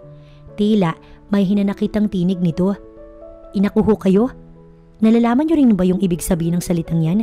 Dahil kung ako yung tatanungin, hindi ho pagiging isang ina yung ginawa ninyo sa akin, mama. Matagal ko na ho itong gustong sabihin, ngunit pinipilit ko lang na manahimik para hindi ko kayo masaktan. Ngunit ngayon, parang napuno na ho ako sa lahat ng pakikialam niyo sa buhay ko. Simula nang mawala yung alaala ko kay Inari, halos kayo na yung nagkontrol sa buhay ko at sa mga gagawin ko. Siguro kung hindi niyo pinakialamanan yung buhay ko ng ilang taon, baka naisip ko pa na hindi naman talaga si Lizzie yung mahal ko. Kung siguro sinabi niyo sa akin yung totoo, siguro ituturing ko pa kayong isang napakabuting magulang. Ngunit hindi eh. Napatawa siya ng mahina. Ano bang pinagsasasabi mo, Damyon? You know what I mean, mama. So stop pretending dahil hindi ho bagay sa inyo. Anak, kung ano man ang mga pagkakasala ko, patawarin mo na ako. Alam mo namang kabutihan mo lang yung inaalala ko't wala ng iba. Muli siyang napatawa. Really, ma'am? Really? Dahil sa nakikita ko, sarili lang ninyo yung iniisip nyo at hindi nyo iniisip yung nararamdaman ko. Ngayon, kung gusto ko ninyong bumalik ng Manila, sige, umalis na kayo at ako nang bahala rito. At please, wag na ninyong dagdagan ng mga kasalanan ninyo dahil kapag sumobra kayo, baka makalimutan kong kayo yung ina ko. Tumayo si Adele at takmang lalapit sa anak, ngunit umatras si Damyon. Stop, ma'am. Tigilan na ninyo yung lahat ng mga ginagawa ninyo dahil alam ko kung saan ako at kung sino yung talagang gusto ko. Siguro magpapasalamat ako sa inyo kung palalayasin na ninyo si Lizzie sa bahay na to. Maging sa buhay natin dahil kahit kailan, hindi na magbabago yung isip ko at hindi na babalik ang huwad na pagmamahal na binigay ko sa kanya. Tumalikod siya at hindi na hinintay ang sasabihin ng ina niya. Habang patungo siya sa kotse, hindi mawala sa isip niya ang tungkol sa nangyari kagabi. Mabuti na lamang at hindi agad siya umalis. Nakatulog na nga rin siya sa kotse niya. Bukas ang bintana ng kanyang sasakyan habang siya natutulog sa driver's seat ng kanyang sasakyan. Kaya nang may biglang tumunog sa bahay ni Inari, nag-igting ang tenga niya at napalabas agad ng kotse nang makitang may tao sa loob. Mabuti na lang talaga at laging dala niya ang baseball bat sa likod ng kanyang sasakyan. Kaya yun ang ginamit niya para patulugin ang magnanakaw. Nang mahuli ng pulis ang pumasok sa bahay nila Inari, hindi niya na iniwan ng mag-ina niya hanggang mag-umaga dahil hindi siya pinayagan ni Inari. Mabuti na lang talaga at mahimbing ang tulog ni Freya at hindi nito nalaman ang nangyari. Napapangiti pa siya sa kawalan habang inaalala ang pagyakap sa kanya ng dalaga ng buong higpit. Kailangan na ba niyang magpasalamat sa magnanakaw na yun dahil mas pinadali nito yung lahat para sa kanya? Damyon, busy pa ako. Wala akong chef ngayon dahil may lagnat si Kuya Loni, kaya kailangan kong dumito sa kusina para magluto. Hindi kami pwedeng magsara dahil lamang sa kulang yung trabahador ko. Nakatalikod si Inari habang abala sa pagluluto ng sauce ng pasta. Wala bang assistant cook? Meron dalawa pero hindi pa nila kabisado ang lahat. Kailangan pa ring may nagmamando sa kanila. Sabay tawag sa isang lalaki. Hiwain mo, faster. Hindi pwedeng mabagal dito sa kusina dahil baka makatanggap tayo ng reklamo. Malaking sira yun sa atin. Malakas nitong sabi. Tumabi muna siya at tumigil sa pagsunod kay Inari. Namamangha siya sa pagiging hands-on nito at bilis ng kilos. May sa pagluluto, may sa mga pagpiplating at kung ano-ano pa. Panay din ang punas nito ng pawis. Bigla tuloy siyang naawa sa dalaga.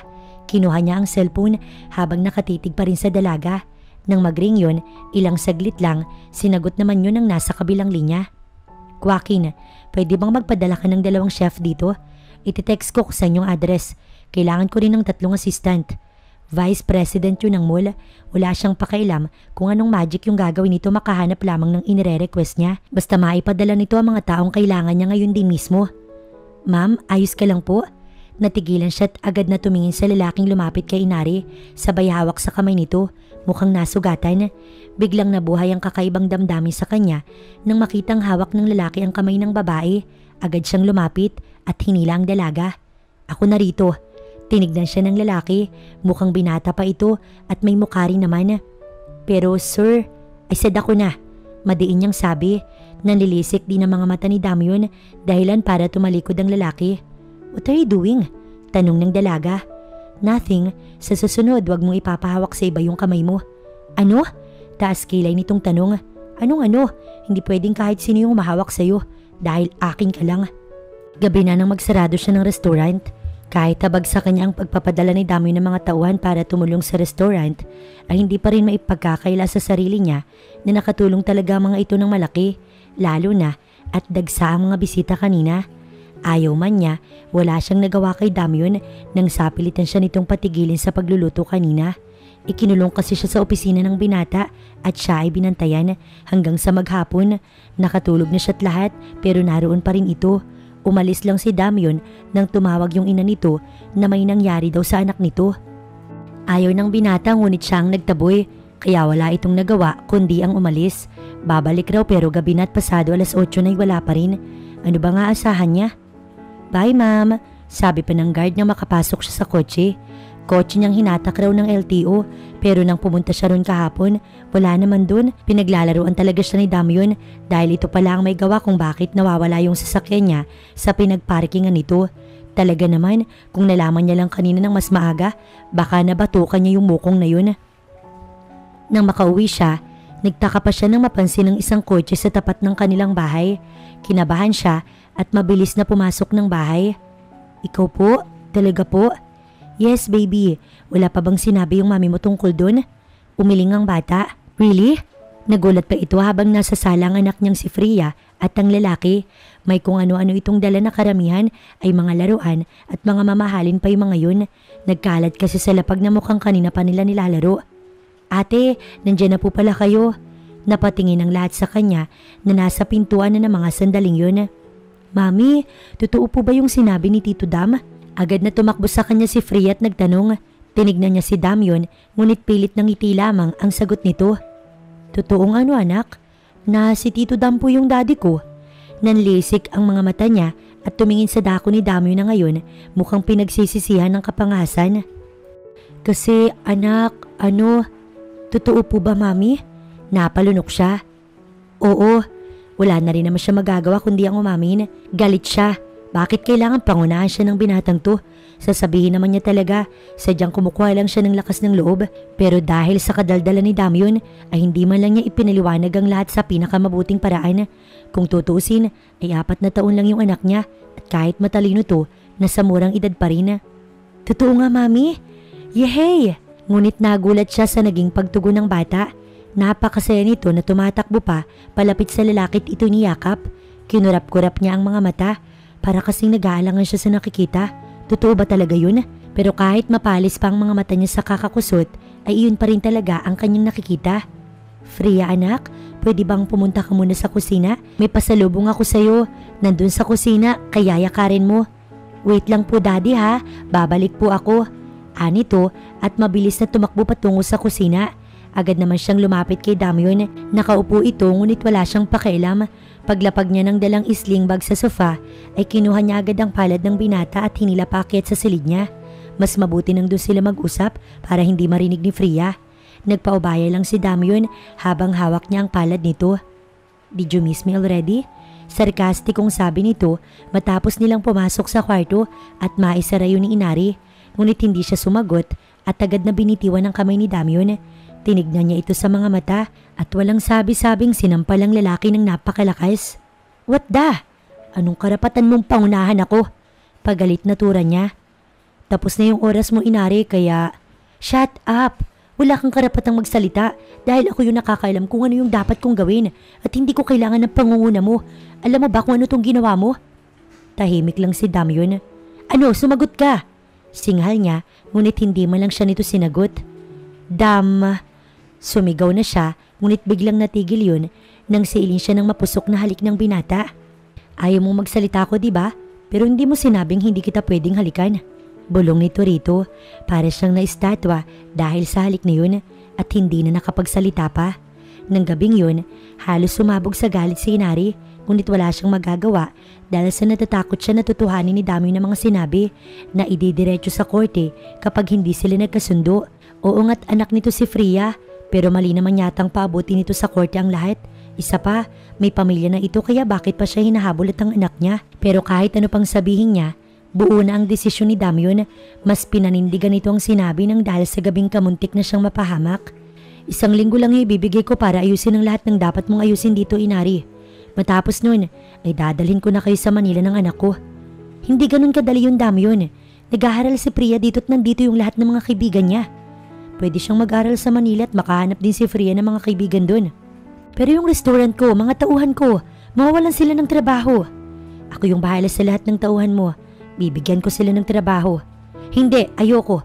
Hindi ako babalik ng Maynila, kaya tigilan mo ko. Wala nang hindi at ayaw. Sasama kayo ni Freya sa akin sa susunod na linggo. Huwag mong ubusin ang pasensya ko dahil kaya kong baliktarin ang mundo. Sumama lang kayo ni Freya sa akin. Napabuntong hininga siya bago tinalikuran si Damion. Una siyang bumaba at sumunod ang binata. Hindi na rin siya umimik hanggang sa naupo si Damion sa sofa. Mainit talaga ang dugo niya sa sarkastikong ito. Masyadong bilib sa sarili na akala mo siya na yung masusunod sa lahat ng bagay. Kung hindi lang dahil sa panakot nito, hindi talaga siya sasama dito. Tinungo niya ang kusina para uminom ng tubig. Akala niya umalis na ang mokong pero nandito pa rin ito sa sala at nagsisimulang makipaglaro kay Freya. Agad niya namang tinawag si Karen at pinasamahan si Freya sa kwarto nito para patulugin na ang bata dahil mag-aalas 9 na ng gabi. Ngunit nang tumalikod si Freya at Karen, nagkatitigan silang dalawa at ramdam niyang mas lumapit pa si Damion sa kanya. Parang may kung anong pakiramdam na nag-uudyok sa kanya na hawakan na mukha nito. Ilang taon na ba siyang hindi man lang nahalikan sa paraan na katulad ng kay Damion? Inari, gumising ka nga. Hindi ka dapat magpadala sa tukso. Pagsisisihan mo yan. Sa loob-loob niya. Subalit tila, napunta na yata sa ibang dimension ng katinuan ni Inari. Hindi niya pinansin ang mga warning signs na umaalingaw-ngaw sa kanyang utak. I really miss you, Inari. Pabulong na usal ni Damion at hinapit siya sa bewang. Ang isang kamay naman ay naglakbay pakit sa kanyang kaliwang pisngi. Hindi malaman ni Inari kung anong engkanto ang sumapi sa kanya at hindi niya magawang tumutol. Hindi niya magawang itulak ito. Hindi magawang gumalaw.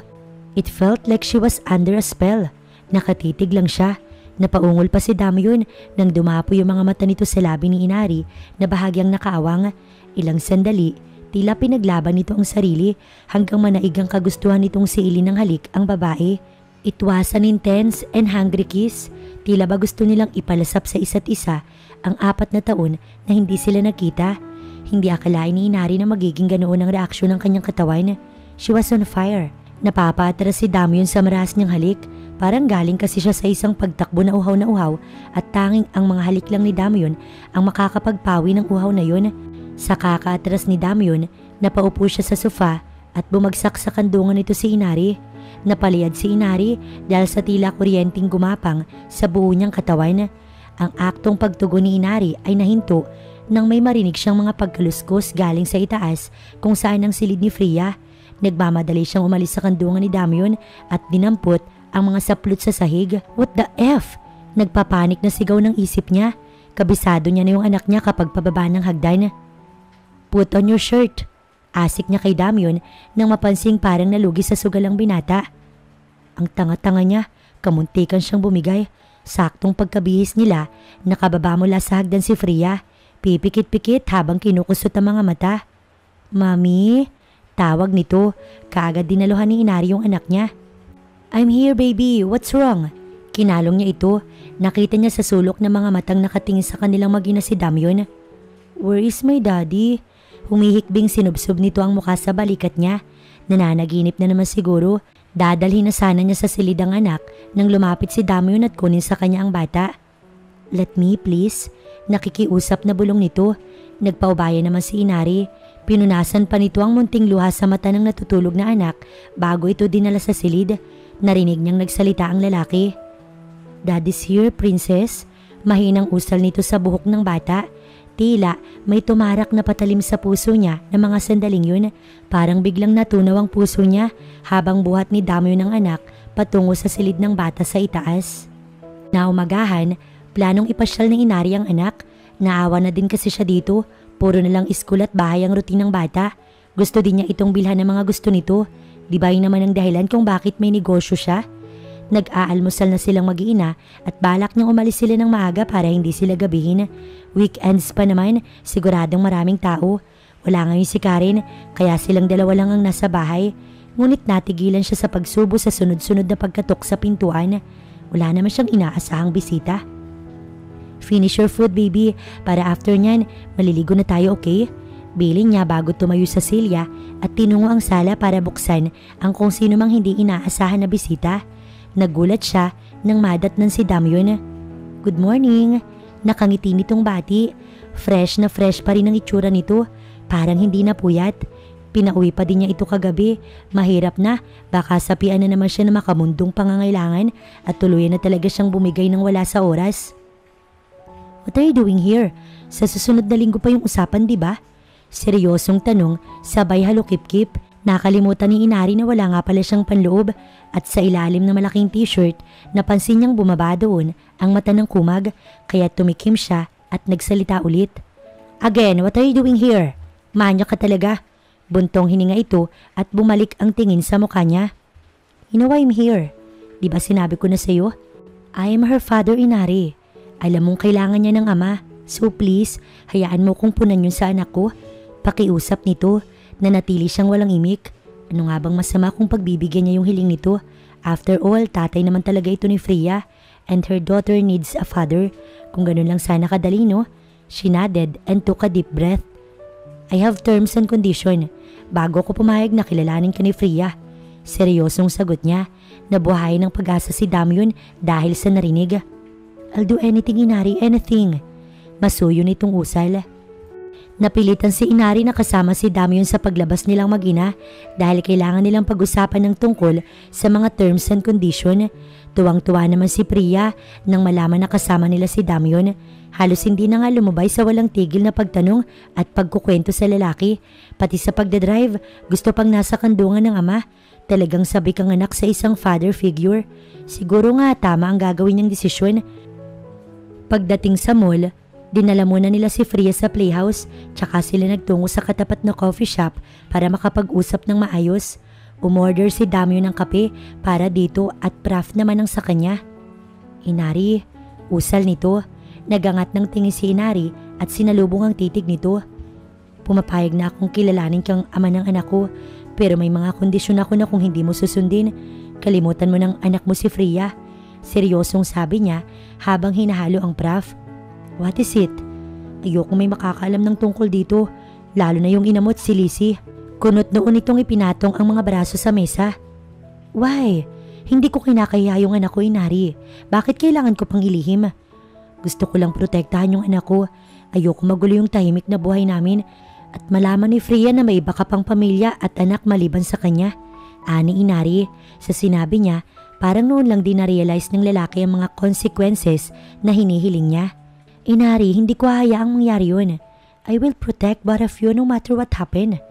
Ang sarap naman pakinggan pero hindi siya kumbinsido. Stop it. Kay Freya ka lang may responsibilidad. Hindi ko kailangan ng protection mo dahil kaya kong proteksyonan ng sarili ko. Napatiim ang titig nito sa kanya. Inari? Take it or leave it, Damyon.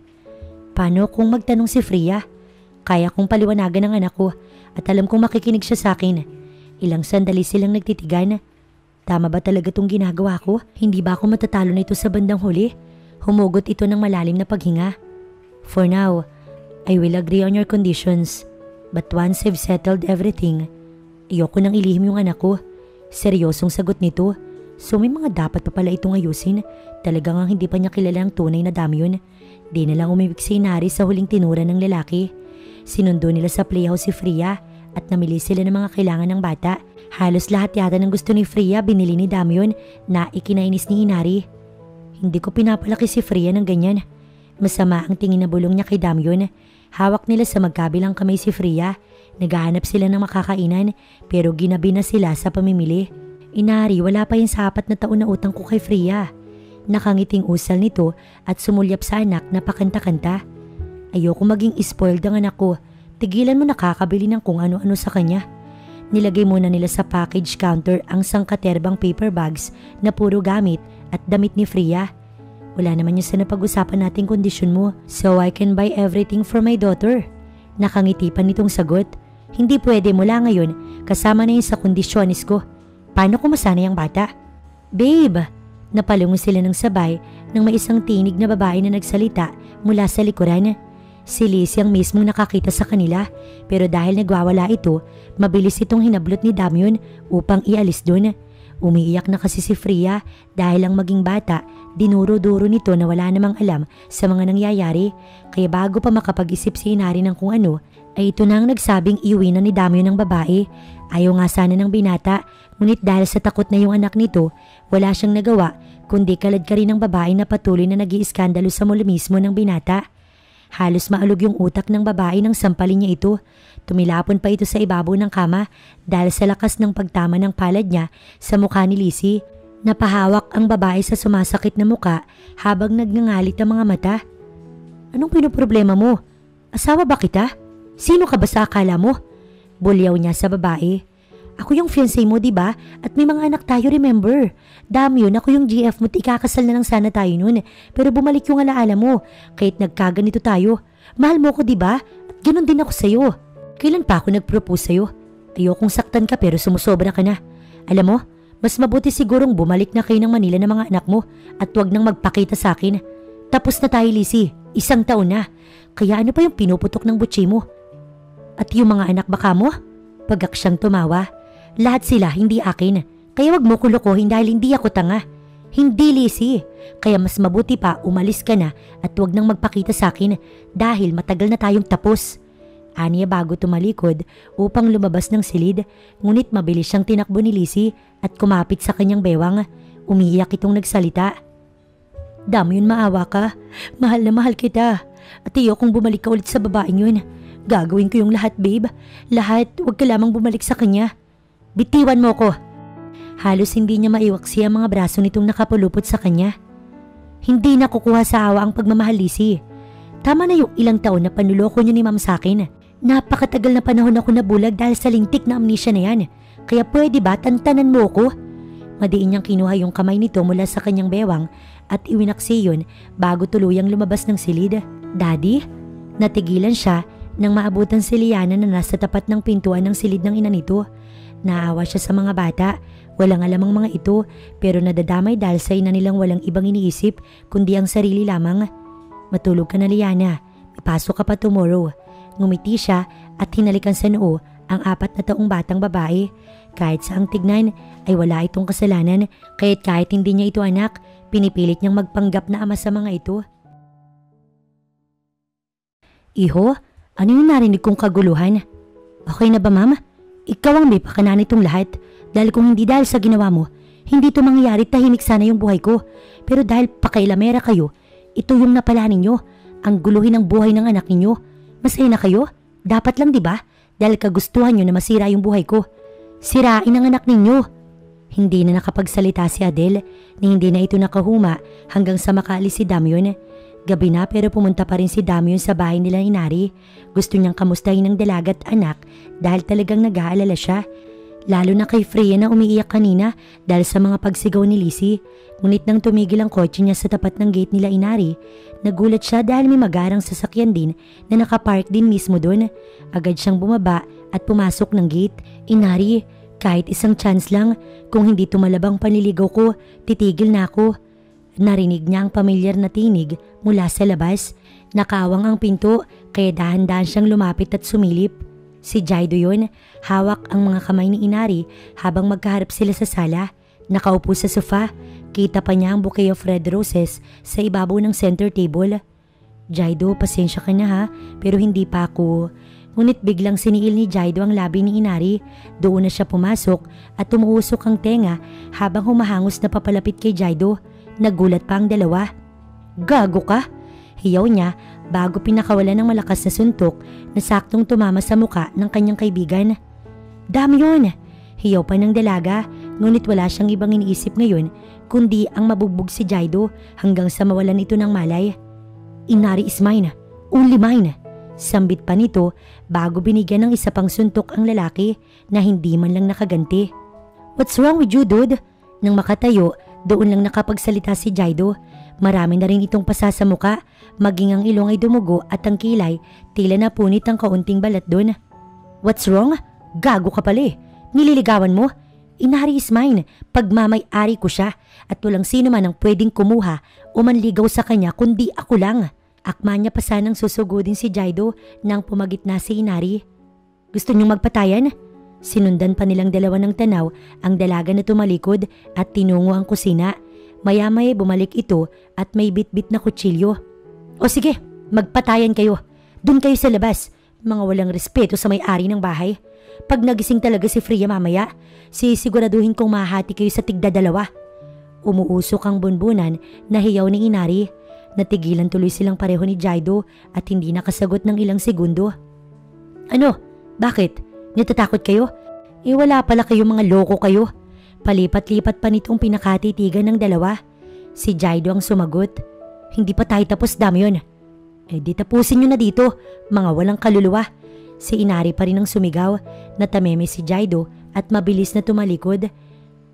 Ilang saglit nakalis na ang kotse nito kaya siya naman ang pinagmasdan ni Inari. Napalunok siya ng lihim, tila biglang nabahagang buntot niya dahil sa dalawang patalim na hawak nito. Mukha namang napansin yun ni Inari kaya nilapag niya sa mesa ang mga yun at naupo sa sofa. Inayos din niya ang vase na nalaglag dahil sa gulong nangyari. Huminga ito ng malalim bago inayos ang sarili. Alam mo, Damion, siguro mas mabuti pang wag ka na rin magpakita pa. Dahil nung wala ka, tahimik yung buhay namin ni Freya. Pero ngayon parang wala nang katahimikan yung buhay namin. Naawa ko kay Freya. Hindi niya ito deserve, Damion. Ang sigaw-sigawan ng babae mo sa publiko. Siguro kung hindi mo napatahimik yung babaeng mong iyon kanina, nahambalos ko na siya ng manikin. Napakawalang kwenta ng asawa mo, Damion. Lizzie is not my wife. Hindi ko rin siya girlfriend. Mahinahon itong sabi. Ano pala? Wala na kami, Inari. Simula nang bumalik yung mga alaala ko last year. At kung ano man ang alam mo, ang nakikita mo, hindi yun totoo. Hindi ko rin anak ang mga anak niya. Dahil hindi akin yun kundi kay Jaido. Natigilan si Inari. Paanong? I know everything. Kahit nakatalikod ako, alam ko pa rin ang mga nangyayari. At ayoko yung sitwasyong naabutan ko kanina. I'm sorry kung hindi ko napigilan yung sarili ko, Inari. I can't help it, lalo na kapag may ibang umahawak sa palad mo. Halos dumagundong ang puso niya dahil sa mga naririnig. Hindi naman ito bago, pero kahit sa simpleng salita nito, talagang nadadala siya agad. Ano ba? Bumabalik na ba yung dati niyang pagmamahal para rito? O sadyang nakatago lamang at kailanman ay hindi nawala? Nagulat si Inari. Ibig sabihin walang anak si Damyon at Lizzie? Iyon lang naman kasi ang pinagmamatigas niya dahil kawawa yung mga bata, lalo na kung si Damyon ang ama at mas pipiliin sila. Mga anak, ibig sabihin higit sa isa ang mga anak ni Lizzie. Kahit ano man yun, masaya siya dahil akala niya may pamilya na talaga ito. Nahihirapan siya syempre dahil ina din siya, pero kung hindi naman si Damyon yung ama, baka may pag-asa pa. No, hindi na Inari, gumising ka sa katangahan mong iniisip. Hindi ka sira para bumalik ulit sa kanya. Para sa anak mo Inari, ayaw mo bang maging masaya si Freya? Wag, baka masaktan ka na naman. Ilang beses niyang iniling-iling ang ulo dahil sa konsensyang nagtatalo sa kanyang isipan. Nagbago na yung isip ko. Bukas, iuwi ko na kayo ni Freya sa Manila. Ano? Pero, no more buts. Ayaw mo magulo yung buhay mo, di ba? Ang buhay ninyo ng anak natin. So magpapakasal na tayo kung ganun. Parang ang lamig ay umakyat sa buong katawan niya, dahilan iyon para hindi siya makagalaw at kahit kumurap, nakalimutan na rin yata niya. Ginawa ko na Lizzie, pero wala pa rin kaya pwede ba tama na? Hindi kita ipakikilala sa mga bata kapag hindi mo siya nakuha kay Damyon. Alam mo namang akin lang si Damyon, di ba Jaido? Stop this nonsense Lizzie at huwag mong hintayin na magsawa ako. Kilala mo ko Lizzie at alam mo kung paano ko magalit. Ginawa ko na yung lahat. Nakikita mo ba to ha? Sabay turo nito sa mga pasa sa mukha niya. Dahil yan sa kagagawan mo. Kung hindi mo sana ako pinilit na manligaw kay Inari, di sana wala akong pasa ngayon. At ano ba yung hinahabol mo kay Inari? Mabuting babae siya Lizzie at unang-una, ikaw naman itong nagloko kaya ka iniwan. Ginawa mo lang dahilan ng amnesia para balikan ka ulit ni Damyon. Pero dahil bumalik na yung alaala niya, kaya't ngayon baliwala ka na. Tumigil ka Jaido. Wala kang alam kung paano ko isinakripisyo yung pagkababae ko sa'yo para lamang panagutan ako ni Damyon. Oh, pinanagutan ka ba? Alam niya kasi na hindi kanya ang mga bata. Hindi siya tangalisi kaya tama na. Hindi! Ayoko! Humagulgol ito kaya tumayo si Jaido at niyakap siya. Matagal din bago niya nalaman na si Liana na panganay ni Lizzie at si Liam na bunso ay parehong mga anak niya. Pero kahit itago yun ni Lizzie, hindi pa rin niya magawang magalit dahil mahal na mahal niya ito noon pa man. Ayaw lamang niyang magsalita dahil alam niya kung hanggang saan lamang silang dalawa. Ngunit nang malaman niyang may anak sila, mas tumindi yung pagnanasa niyang makuha ang babae kahit pang gamitin siya ng babae ang tanging paraan para mapansin siya nito. Kailangan mo wala yung magina na yung Jaido. Nanilisik ang mga mata nito habang nakatitig sa kawalan. Nanindig ang mga balahibo ni Jaido nang makita niya ito. Lizzie, binabalaan kita. Kung ano man yung iniisip mo, wag mo nang gawin. Tama na yung minsan mong pag-utos na pasukin ang bahay ni Inari dahil sa mga masasama mong plano. Tama na to Lizzie. No, hindi ako makakapayag. Isa pa, hindi ako paghihinalaan kung nakabalik na ako ng Manila bago nangyari ang pagka-aksidente nilang mag-ina, diba? Ngumisi pa ito. Huwag mong hintayin na ako mismo magsuplong sa'yo sa kinauukulan, Lizzie. Tinatakot mo ba ako, Jaido? Sige, gawin mo. Tignan ko lang kung hindi ka magdusa habang buhay dahil hindi kita ipakikilalang ama sa mga anak ko. Babaliw ka na, Lizzie. Baliw ka na nga talaga. Ayoko na. Sumusuko na ako sa pagiging selfish mo. Nagsisisi ako kung bakit ikaw pa yung nagustuhan ko at naging ina ng mga bata. Tumawa si Lizzie. Gusto? Ano bang usapan natin? Just pleasure and no love attached, right? Di ba ikaw ang nagsabi nun? Bakit para yatang bumabaliktad ka na ngayon? Nagsisisi rin ako, Lizzie. Sige, gawin mo yung gusto mo. Pero wag mo kong sisisihin kapag nabigo ka. Umiling siya bago tumalikod. Hindi na talaga niya kilala ang babae. Parang nababaliw na ito at sobra na yung pagmamahal na tila hindi na tama. Humingi pa ng isang araw si Inari para ayusin ang lahat. Mukhang wala na kasing pagpipilian ng babae kundi ang sumunod sa gusto ni Damyon dahil may hawak na itong documents na nagpapatunay na iaakit nito sa korte ang problema nila sa kustodiya ng bata. Kapag hindi nga ito sumunod, nanginginig siya sa takot habang binabasa yun at hindi niya talaga matatanggap na mawalay sa kanyang anak. Oo, alam niya, siguradong hindi siya papanigan ng korte dahil masigit na mapera si Damyon at yun ang unang titignan ng piskal sa tuwing ganitong may kaso. Buhay niya si Freya. Kapag nawala ito sa tabi niya kahit ilang araw lamang, baka hindi niya kayanin, kaya't nagdesisyon na siyang sumama sila ng anak niya kay Damyon. Ito lang ang naiisip niyang paraan para hindi mangyari ang gusto nito, kahit sarili niya na ang ipinapain sa lalaki. Bago siya tutungo sa restaurant, dadaan muna siya sa school ni Freya para magpaalam na rin. Hindi niya na isinama si Karen dahil narito naman siya. Isa pa, magpapaalam lang naman sila sa teacher Jersel ni Freya at mga classmates nito. Pagtigil ng kotse ay si Freya ang unang nagbukas ng pinto. "Anak, saglit lang. May naiwan ako sa loob ng kotse," sabi niya sa bata. Masaya namang umikot si Freya sa kabilang bahagi kung nasaan ang kanyang mami. Ngunit habang abala si Inari sa pagkuha ng nakalimutang gamit, kaya't hindi nito namalayan na tumakbo si Freya patungo sa kanya at may rumaragas ang sasakyan sa left side ng kalsada. "Anak!" Halos tumigil ang mundo niya ng ilang segundo dahil sa nangyari. Nanlalamig ang buong katawan niya habang palapit kay Jaido na nanggaling sa kung saan at mabilis na niyakap ang anak niya. Ngunit nahagip pa rin ito sa likuran kaya tumilapon ito, ngunit yakap pa rin ang kanyang anak. Gumulong pa ito sa kalsada pero hindi man lang nito binitiwan si Freya. "Jaido?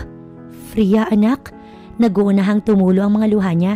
Hindi niya alam kung anong unang gagawin. Gumalaw ng dahan-dahan si Jaido at binitiwan nito si Freya. Maya-maya, nawala na ng malay ang binata dahil sa daming sugat at gasgas sa buo nitong katawan. Ang suot na long sleeve na itim at slacks ay napunit na dahil sa ilang beses kasi itong nagpagulong-gulong sa gitna ng kalsada. Tumayo si Freya na umiiyak. Niyakap niya ang anak, ngunit agad rin niyang binitiwan at kinuha yung cellphone. Tumawag siya ng ambulansya. "Jaido, please wag kang bibitaw. Wag kang bibitaw, please." Umiiyak siya, ngunit wala yung tunog. Lumapit na rin ang guards at mga teachers sa loob ng eskwelahang yun. Parami na rin ang parami ang nakakakita sa nangyayari. "Shh, tama na baby, stop crying na." Alo niya sa anak na takot dahil sa walang malay na si Jaido. Tinawagan niya si Damyon, nanginginig pa rin siya dahil sa takot. Pagdating ng saklolo, binuhat niya si Freya at ipinasok sa kotse. Susunod sila sa hospital ngayon din mismo. Mabilis lumipas ang araw at ngayon nga nasa isang private plane na sila na pagmamay-ari ni Damyon at isang oras na lang ang susumahin, nasa Maynila na sila. Napatingin si Inari sa katabi na si Freya, natitig sa hawak nitong handmade na bookmark. A gift given by her classmate, si Franz daw ang name nun. Pinagmasdan niya din ito at napangiti nang mabasa ang nakasulat dito. "I will miss you Freya Francesca. Sana magkita tayo muli. Friends forever. Franz." Hindi niya alam kung sulat kamay ba yun ng 4 years old na bata o nagpatulong ito. Mukhang close ang dalawa dahil dinala pa ni Freya ang bagay na yun. Flashback. "Ready to leave?" saad ni Damyon pagkababa ni Freya mula sa kwarto. "Ready." Napatakip naman siya sa tenga niya nang matinis na sumagot si Freya. Hindi na siya magtataka kung mabubulabog ang mga kapitbahay nila. "Why don't you just say your goodbye to Yaya Karen?" sabi pa niya nang akmang tatakbo palabas si Freya. Si Jaido, dinala ng parents nito sa state kahapon dahil malala ang tama nito at may nakitang spot ng dugo yung ulo. Napakalaki ng kanyang pasasalamat sa binata dahil ibinuwis nito ang kaligtasan para lamang sa anak niya. Galos lamang sa siko ang natamo ni Freya at sinabi niyang iyon lahat kay Damyon, kaya imbis bukas pa yung alis nila ay ngayong araw na dahil baka ano pa raw ang susunod na mangyari.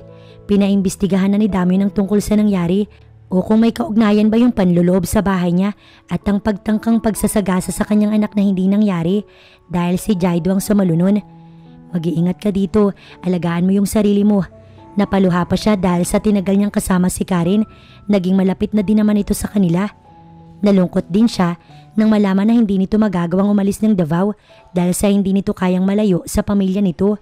Wala din naman siya magagawa, kaya naman ipinaubaya na lamang niyang pangangalaga sa may iwan nilang bahay. Ipagpapatuloy din ito ang pag-aaral dahil nakakuha ito ng scholarship sa isang university. Matalino naman ito at hanga din siya dito sa sipag at tiyaga nitong makatapos. "Salamat ate sa lahat-lahat. Mamimiss ko kayo ni Freya. Mag-iingat din po kayo." Niyakap ito ni Freya na umiiyak na din at yumakag na sila palis. "Where are we going?" "To Manila, young lady." Mula nang sumakay sila sa kotse, walang tigil ang dalawa sa pagcha-chant ng kanta ni Dora, pero lumipas siguro ang kalahating oras, nakatulog na si Priya. "Di ka ba matutulog? Gutom ka ba?" I prepared the snacks. Do you want some? Napatingin naman siya kay Damyon na nagmamaneho. Iniisip niya kung may kinalaman ba si Lizzie sa lahat ng mga nangyari o ang ina ni Damyon. Sana'y wala dahil hindi niya talaga palalampasin ang nangyaring yun sa anak niya. Inari? Doon lang niya napagtantong inaantay nga pala ni Damyon ang isasagot niya sa tanong nito kung gutom na nga ba siya. She was about to tell Damyon na busog pa siya nang umalingaw-ngaw ang tunog ng cellphone niya. Unknown number yun pero sinagot niya pa rin. Hello ma'am. Agad niyang nabusesan ang nasa kabilang linya. Yes Nate. Sumulyap siya kay Damyon at nahuli niya itong nakatingin sa kanya. Hindi pa po kasi ako nakapagpaalam sa inyo. Sabi po ni Jackie, paalis na kayo ngayon kaya po ako tumawag para sabihing mag-ingat po kayo. Who's that? Si Nate, tauhan ko. Pwede ba ibaba mo na yan? Ang ingay. Inirapan niya ito at muling ibinaling sa cellphone ng atensyon. Thank you Nate, ingat din kayo dyan. I said enough already. Medyo may kalakasan na yun at baka magising si Freya kaya nagpaalam na siya dito. End of flashback. And that's what happened kung kaya naman kanina pa hindi maipinta ang mukha ni Damyon. Mami, napalingon siya kay Freya nang tinawag siya nito. Ano yun nak? Daddy angry? Tinuro pa nito ang ama nitong nakasimangot pa din habang katabi nito si Freya sa eroplano. Why don't you ask your childish dad? Pabulong niyang saad pero mukhang narinig ni Freya yun kaya tinawag nito yung ama. Patay mali siya na lamang siyang tumingin sa binata pero syempre nakikinig siya sa usapan nila. Dad, are you angry? No, of course not. Why did you ask, baby? Natahimik sandali. Lilingon na sana siya nang magsalita si Freya. Kanina ka pa nakasimangot. Mommy said you're childish. Nag-away po ba kayo? Napaubo naman siya kahit hindi uminom ng tubig nang marinig ang sinabi ni Freya. Kailangan talagang sabihin yung childish? Pakisabi sa maganda mong mami, nagiging childish lang kamo si daddy dahil nagsiselo siya sa kausap niya kanina. Napapikit siya sa sinabi ni Damyon, naramdaman niya ring namumula siya. Ikaw ba naman, harap-harapang marinig na nagsiselos ito kay Nate? Okay, aaminin niya na. Naiinis man siya sa pagiging possessive at siloso ni Damyon. Another part of her is happy. Natutuwa siya na nagsiselos ito sa mga lalaking lumalapit sa kanya dahil sabi nga nila, hindi naman magsiselos ang isang tao kung hindi niya mahal yung taong nilalapitan ng mga pinagseselosan nito. Napalingon siya kay Freya nang kalabitin siya nito. Napansin niya na nakatingin si Damyon sa kanya kaya naman kung todo iwas siyang magtagpo ang mga paningin nila. Sino kausap mo kanina ma'am? Bakit nagsiselos si dad? Puno ng kuryosidad na tanong ni Freya. It's Nate, yung waiter sa restaurant natin baby. Kaya pakisabi dyan sa daddy mo, tigilan yung kakasimangot at pagsiselos dahil mula pa naman noon, eto lang yung kauna-unahang taong minahal niya ng buong puso. And she's afraid na mukhang hanggang ngayon ito pa din. Pero syempre sa isip niya lang yun. Dahil magkaibigan kami ni Nate, right baby? Napakamot naman sa ulo si Freya at sumimangot. Nagtataka naman siya nang tumayo ito. Kayo na lang po mag-usap? Di po ako messenger? Namalayan na lamang niya na nagpalit ng pwesto ang mag-ama. Todo tingin siya sa bintana para makaiwas sa lalaking katabi niya. Hanggang sa naramdaman niya na hinawakan nito ang kamay niya. Pinagsalikop nito ang mga kamay nila at sobrang higpit nito. Ewan niya na lang kung makakawala pa siya. Dami yun. Nasabi niya na lang at hindi naman niya maiwasang tignan ito. Titig na titig ito sa kanya. Makaraan bumaba ang tingin nito sa kanyang palad. Your hands are perfect. It feels good to hold them but... Nanlaki ang mata niya nang maramdaman niyang maisunusuot ito sa kanyang singsing. Nagulat siya. Mas maganda kung suot-suot mo yung singsing na to. Hindi siya makapagsalita at ang tanging nagawa niya lang pagmasdan ng kumikinang na singsing sa kanang kamay niya. Ito ang singsing nila ni Damyon na isinauli niya nang umalis siya. Itinago pala ito ng binata. There, perfect. Pinagtabi nito ang kamay nila at doon niya lang napansin na may suot-suot din itong singsing katulad ng suot niya. Pakakasalan mo ko, diba? Nakangiti nitong bulong. Wala nang pagsidla ng kagalakan ng puso niya. Pagdating ng Maynila ay may naghihintay ng sasakyan sa kanila. Ang nais ni Damyon, iuwi yung mag-ina niya sa kabibili niyang bahay sa isang exclusive subdivision sa Quezon City. Ngunit dahil tumawag ang mom niyang si Adele na dumaan daw muna sila sa mansyon, kaya teto, papasok na sila sa kabahayan. Hindi alam ng binata kung anong balak ng kanyang ina, pero kung ano man yun, handa niyang ipagtanggol ang babaeng mahal at ang anak nila. Inari, narito na kayo. Nagulat pa si Damian dahil masaya ang mukha nitong nag-aabang sa bukana ng malaking bahay. Tumingin si Inari sa kanya, tila humihingi ng sagot, ngunit ngumiti lang siya. Magandang tanghali po, ma'am. Drop that, ma'am. Just mommy, pwede ba? Tumingin ito sa bata na nasa tabi ni Inari. Ito ba ang... Oh my God, kamukhang-kamukha mo, Damian. Napilitan si Inari na ibigay ang anak sa babae dahil binuhat ito ni Adele. Hindi nila alam kung anong nangyayari pero sana hindi ito drama ng ina ni Damian. Naghanda ng tanghalian si Adele. Napakaraming pagkain na halos lahat ng paborito ni Inari naroon. Panay din ang kwento ni Adele. Kahapon pa daw ito bumalik ng Manila at nalaman ng babae tungkol kay Freya nang marinig nito si Lizzie na may kausap na kung sino. Gulat na gulat ang matanda dahil ito pala ang may pakana ng panloloob sa bahay ni Inari at ang kamuntik na pagsagasa kay Freya na hindi nangyari dahil si Jaido ay nakabantay rin pala ng lihim sa mag-ina ng araw na mag-usap sila ni Lizzie. Siya din pala ang dahilan kaya't nahuli si Lizzie. Idagdag pa na inilaglag ito ng inutusan nitong nanloob ng bahay ng dalaga. Ngayon ay patong-patong yung kasalanan ni Lizzie at ang mga anak nito ay nasa pangangalaga ng magulang ni Jaido. Bago kasi operahan ng binata ay sinabi nito sa mga magulang na kunin yung mga anak nito sa kanlungan ni Lizzie. Ginawa naman ng mga ito ang gusto ng kanilang anak. Tawarin mo ko, iha. Sana hindi na ako nangialam pa at hinayaan si Damian sa nais nito. Pero huli na nang matauhan ako. Patawad. Hinging paumanhin ito. Napaluha siya at niyakap ang matanda. Masarap sa pakiramdam ang ganito, yung wala kang kagalit o galit sa'yo. Teka, may isa pa akong surprise sa inyo. Ani ng babae nang bumitaw sa pagkakayakap ni Inari. Nay, tay, bulong niya nang makitang lumabas mula sa kusina ang mga magulang niya. Agad niya itong tinakbot ni yakap ang dalawa. Humahagulgol siya at panay din ang hingi ng tawad. Pinapatawad ka na namin, nak. Wala ka namang kasalanan. Kung tutuusin, kami talaga yung mali ng tatay mo. Tinignan niya ang dalawa na nagpupunas na rin ng mga luha. Sorry pa rin po, Naitay, kung natiis kong magtago sa inyo ng matagal na panahon. Masaya ang naging tanghalian nila, panay ang tawanan at hindi na uubusan ng kwento ang bawat isa. Balak ni Damian na next month na ganapin ang kasal nila. Hindi niya na patatagalin dahil talagang gusto na nitong makasama habang buhay ang dalaga at ang anak nila. At ang tungkol kay Lizzie, hindi rin naman magtatagal, palalayain na rin nila ang babae. Bibigyan lang nila ng leksyon kahit ilang buwan lamang. Anong iniisip mo, sweetheart? Naupo ito sa tabi ni Inari na nakaupo sa lanay ng gabing yun. Bukas na sila lilipat ng bahay. Pagbibigyan muna nila ang ma'am ni Damian na dumito muna para makasama daw nito sa kauna-unahang pagkakataon ang nag-iisang apo, ang tunay na apo. Umuwi na yung mga magulang ni Inari. Baka sa susunod na mga araw, bibisita rin sila sa Laguna kung saan ang lugar nila Inari. Tulog na rin si Freya kaya't silang dalawa na lang ang naririto habang nakatingin sa mga bituin. Para mga bituin din kung titignan ng mga mata nilang dalawa. Kumikinang ito na tila masayang masaya. Bati na ba tayo? Hindi pa ba? Hinawakan nito si Inari sa bewang at tinilapit sa kanya. Aba, ganun lang ba kadali yun? Taas kilay niyang sabi. Of course not. Araw-araw kitang liligawan hanggang sa tumanda tayo at tuluyan mo ako mapatawad. Basta pakakasal ka sa akin. Tumingin ito sa mga mata niya. Tinakot mo lang ako eh. I'm sorry. Yun lang kasi yung alam kong paraan para sumama kayo sa akin ni Freya. Hindi ko naman yung tototohanin eh. Nagulat siya takmang tatayo. Niluloko lang pala siya nito. Oops, saan ka pupunta? Hinawakan siya sa braso at muling pinaupo. Niloko mo lang. Hindi niya na naituloy ang sasabihin dahil nasakop na ni Damian ang mga labi niya. Hindi na siya tumutol dahil sa puso niya, yun naman talaga ang nakaukit.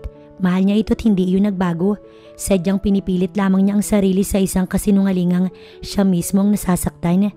I love you kaya ko yung ginawa. Bulong nito sa gilid ng tenga niya. Saglit niya itong pinagmasdan. Sigurado ka? Tumango si Damian.